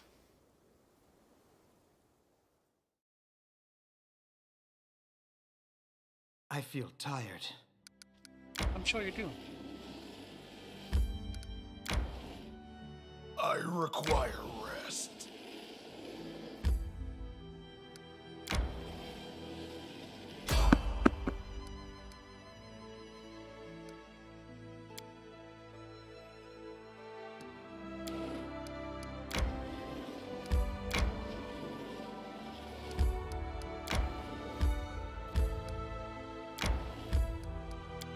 Winter, we do need to rest at this point. And that's fine.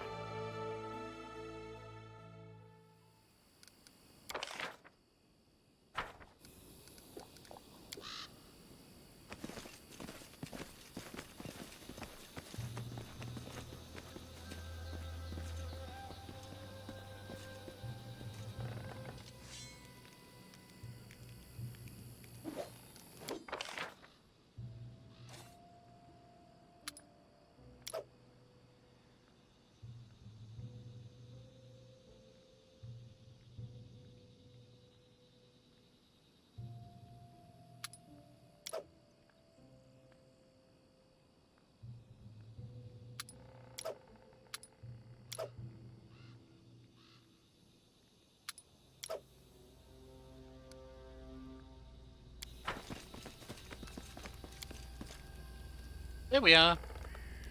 Quick rest.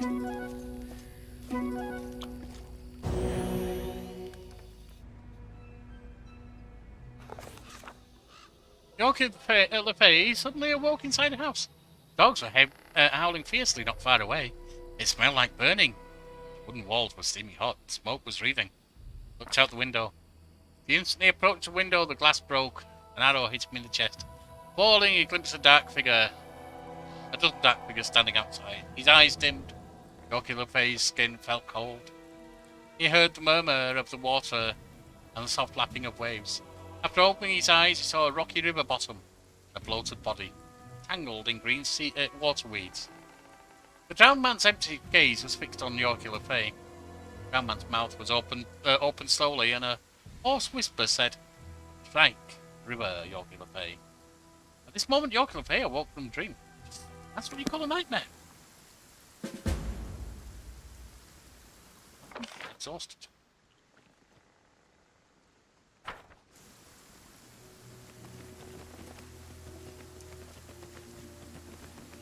Your death awaits. I am superior!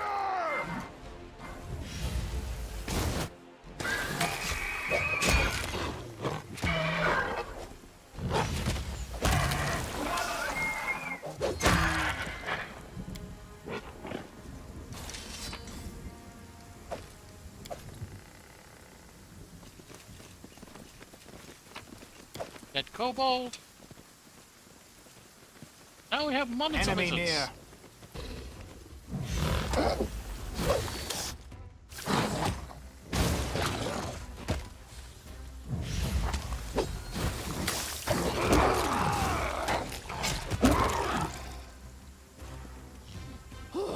My life is a burden.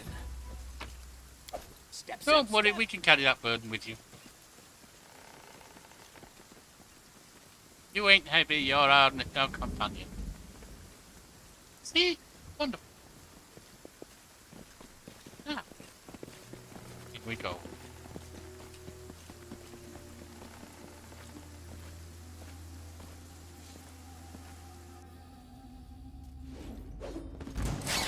I'll loot your corpse.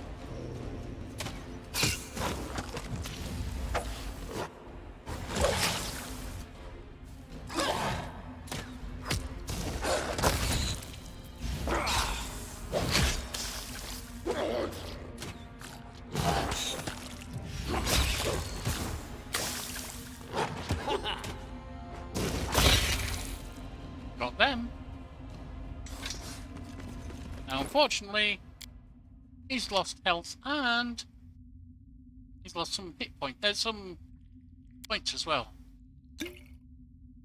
Strength points. Got them back. What's in wait for me there, I wonder?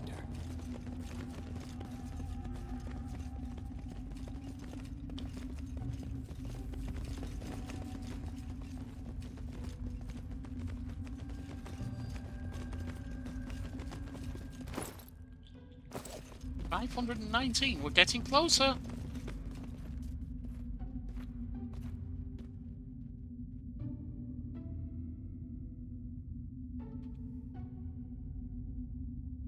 Everyone counts on me. Riti.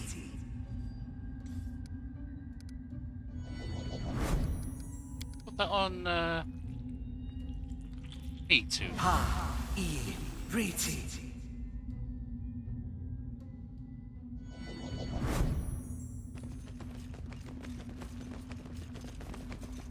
I see blood. Blood!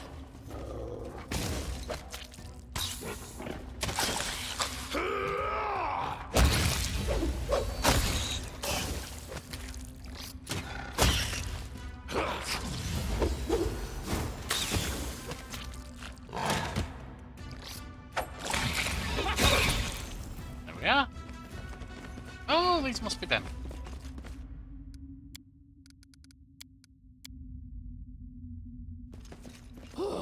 My life is a burden.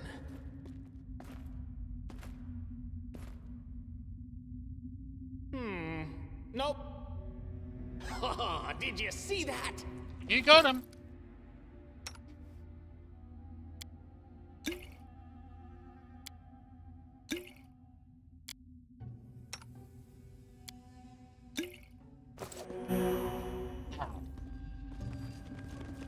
What's up here?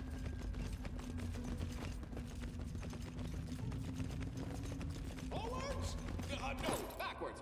You won't want that if he's in screen. That's going to help us a lot. Oh, Time to rob them of their treasures.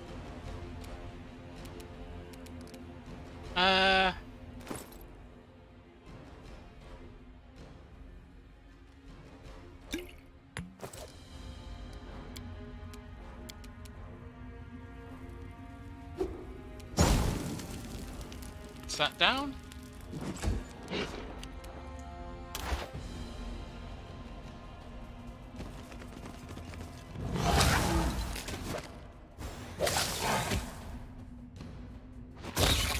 Another down.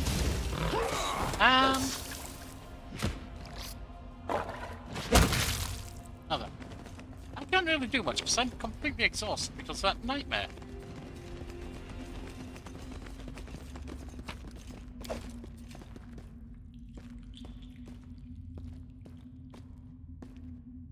You're moderate. Ooh, that's not bad. The way seems clear.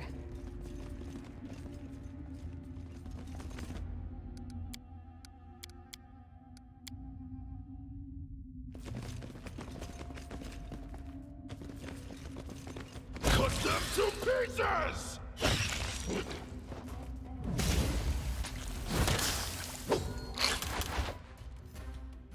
Right, you. Well, firstly you.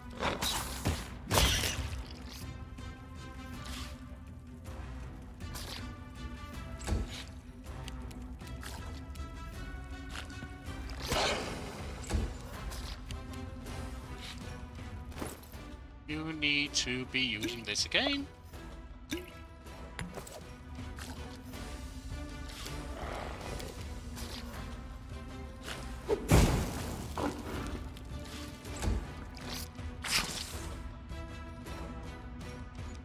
Oh, there's another one over there too.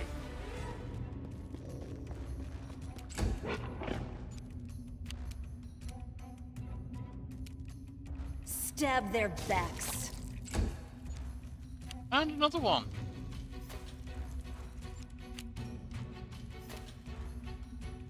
Forwards!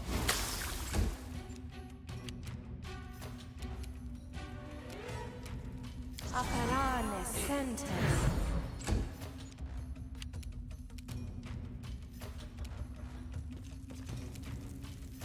Oops, that was a mistake.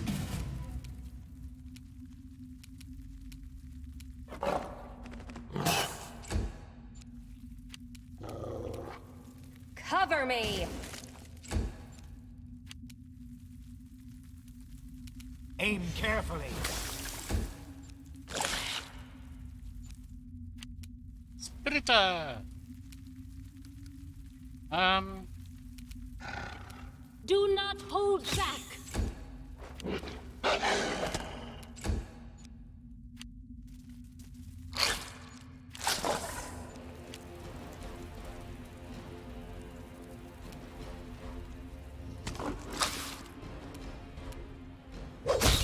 It's one. Well done, Rockard. And you're going up to hurt my, my lovely, lovely thing. Alright, you need to be throwing things again. Got two more, so let's have at least two more of these.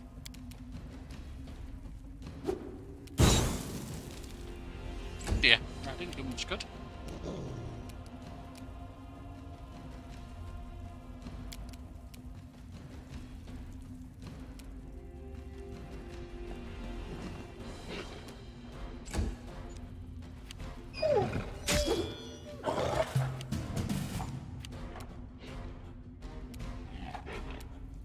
Your death awaits.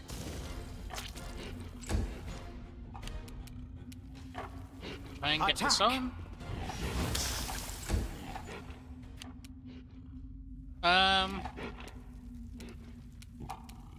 What can we do? Well, I suppose you can still attack these. We shall overcome.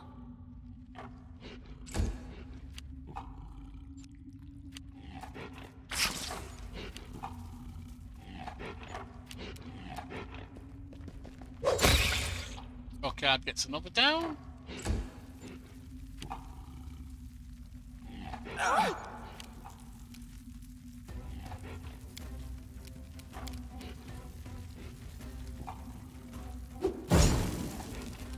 That's only one. That's not good. You need to be doing a lot better than that.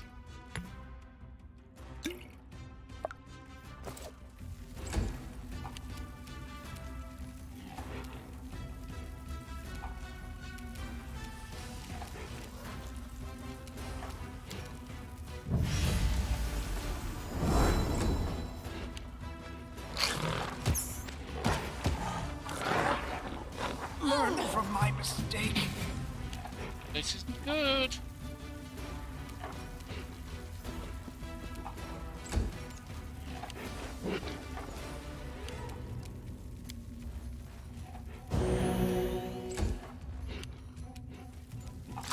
Learn from my mistake.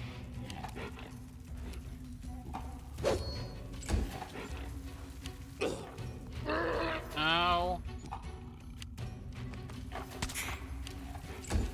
Oh, that was wrong.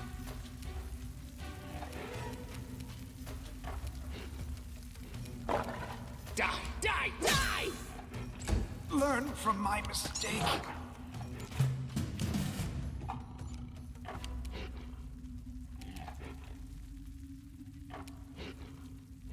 I'll loot your corpse. That was 7. Almost done.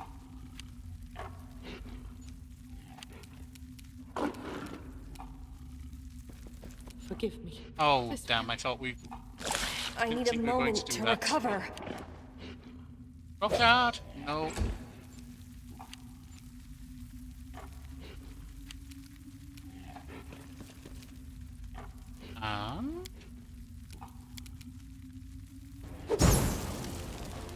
Still got one. Let the attack commence.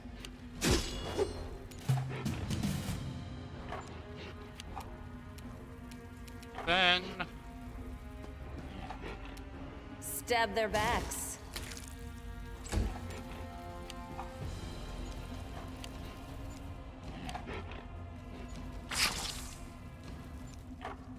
Come on, Rockard!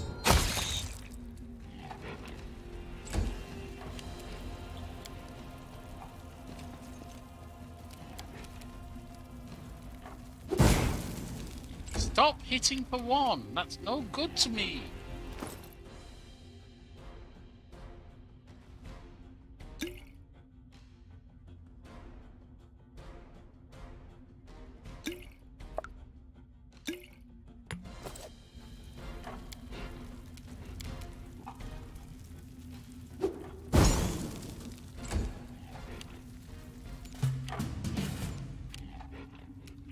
Cover me!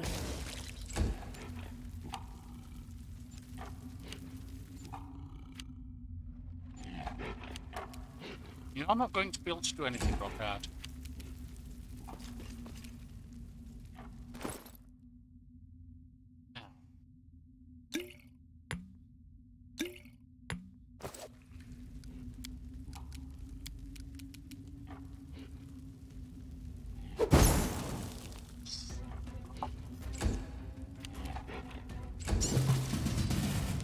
We got them!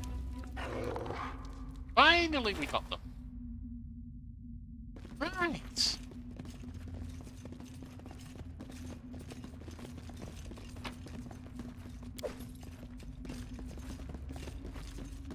Time becomes distance. Anything else? Nope, just here. And we finally finished that area. That was a little tougher than I expected, but we did it. 267 left.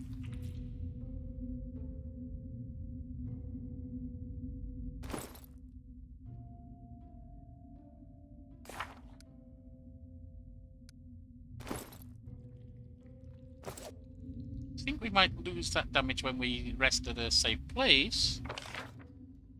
So we won't use the restorations right now.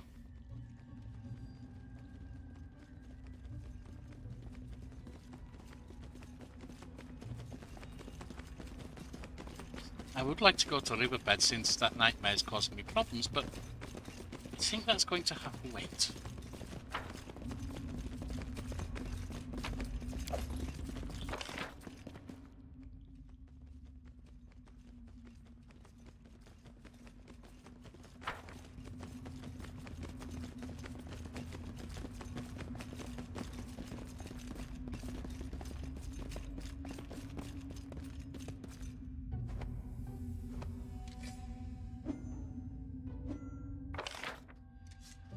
Ah, yes, because of course I am so tired.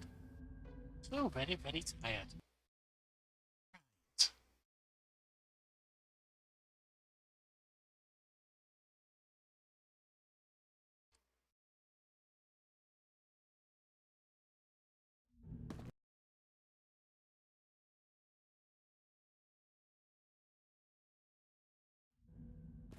Almost there.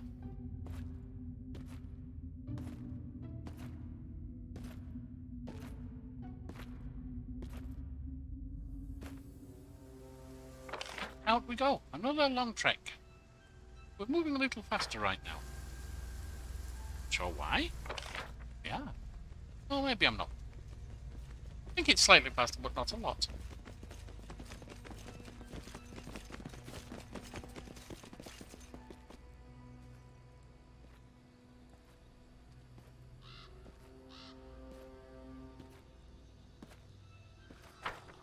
He did say we had to get these back quickly, so we better go straight there and hand them over.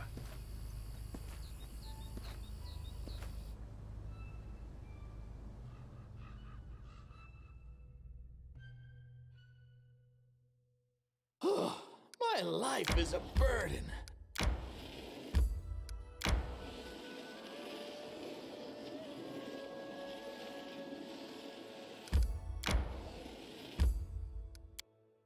To Oleg's. Chat with Bokken.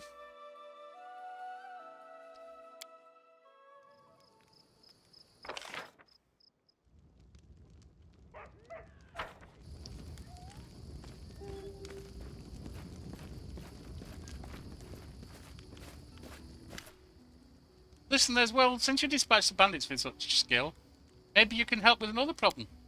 There's a feral swine living here in the woods. Yes, staglord. Not, oh, that's in a swine, literal. Not noble, but we're talking about a vicious boar. That still sounds like Staglord. As big as a bear and wicked as a devil. Locals call him Tuskcutter. Many hunters have lost life and limb to him. Veckel Benson found his lair and went to kill the beast, but came back with one leg. He put a bounty on the boar's head, but it looks like there aren't any heroes around here who are bold enough to claim it. Maybe you'll get rid of the monster. Maybe levels up. Hey! Better than the local wussies, right? Wanna bet I can chop off this Tuskcutter's snout with a single swing? Alright, we'll go get the Tuskcutter.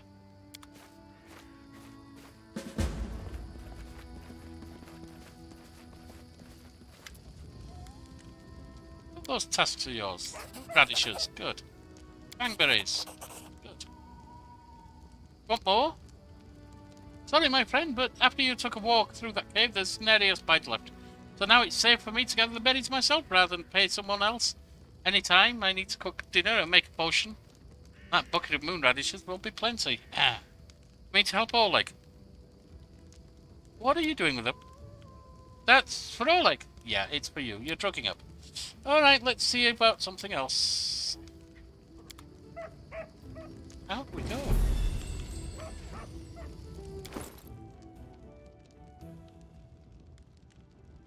Level 2 fighter.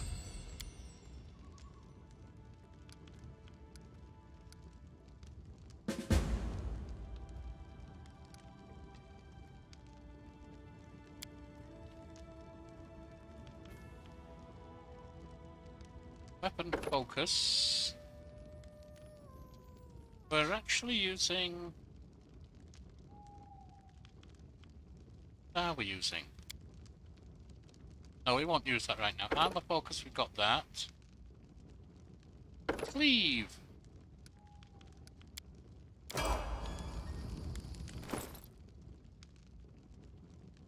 Adieu, my slayer friend.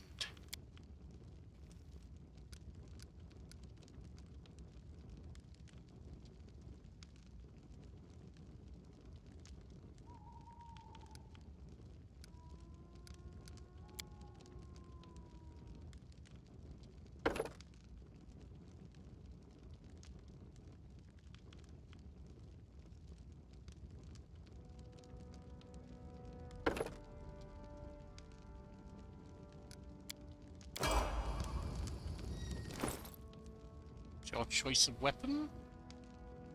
My sorcerer.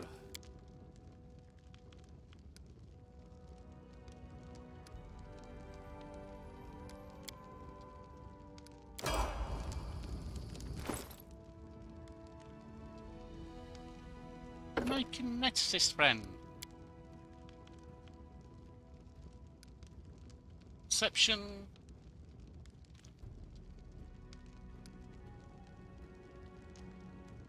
Stealth.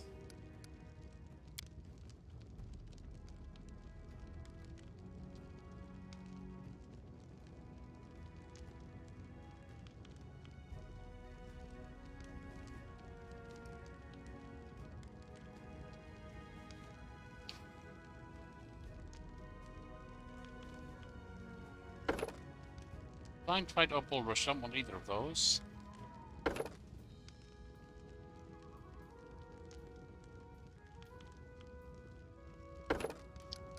Kitty cat familiar, a bobcat. Actually. Centipede would work, duck would work. Hare.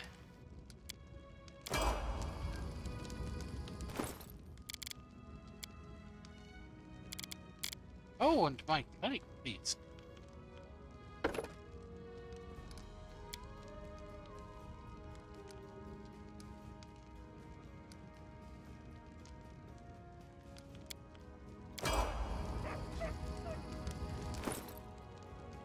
Good. Now, let's have a look at our spells, shall we?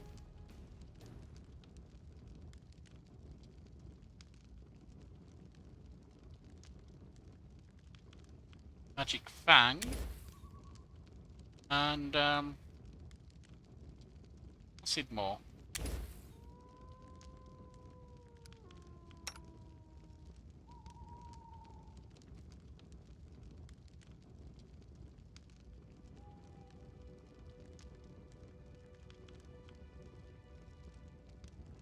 can also have Magic Bang.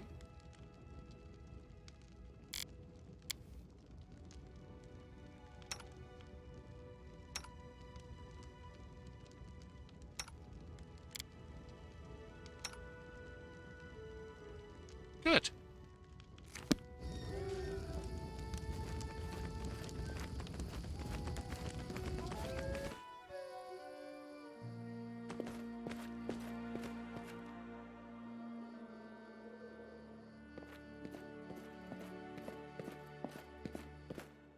Rest now? Will it actually get rid of that exhaustion? I doubt it. Oh, it did. Right, and that, my friends, is where we'll leave it for tonight. I've been the Ocular Fate, and this has been Pathfinder Kingmaker.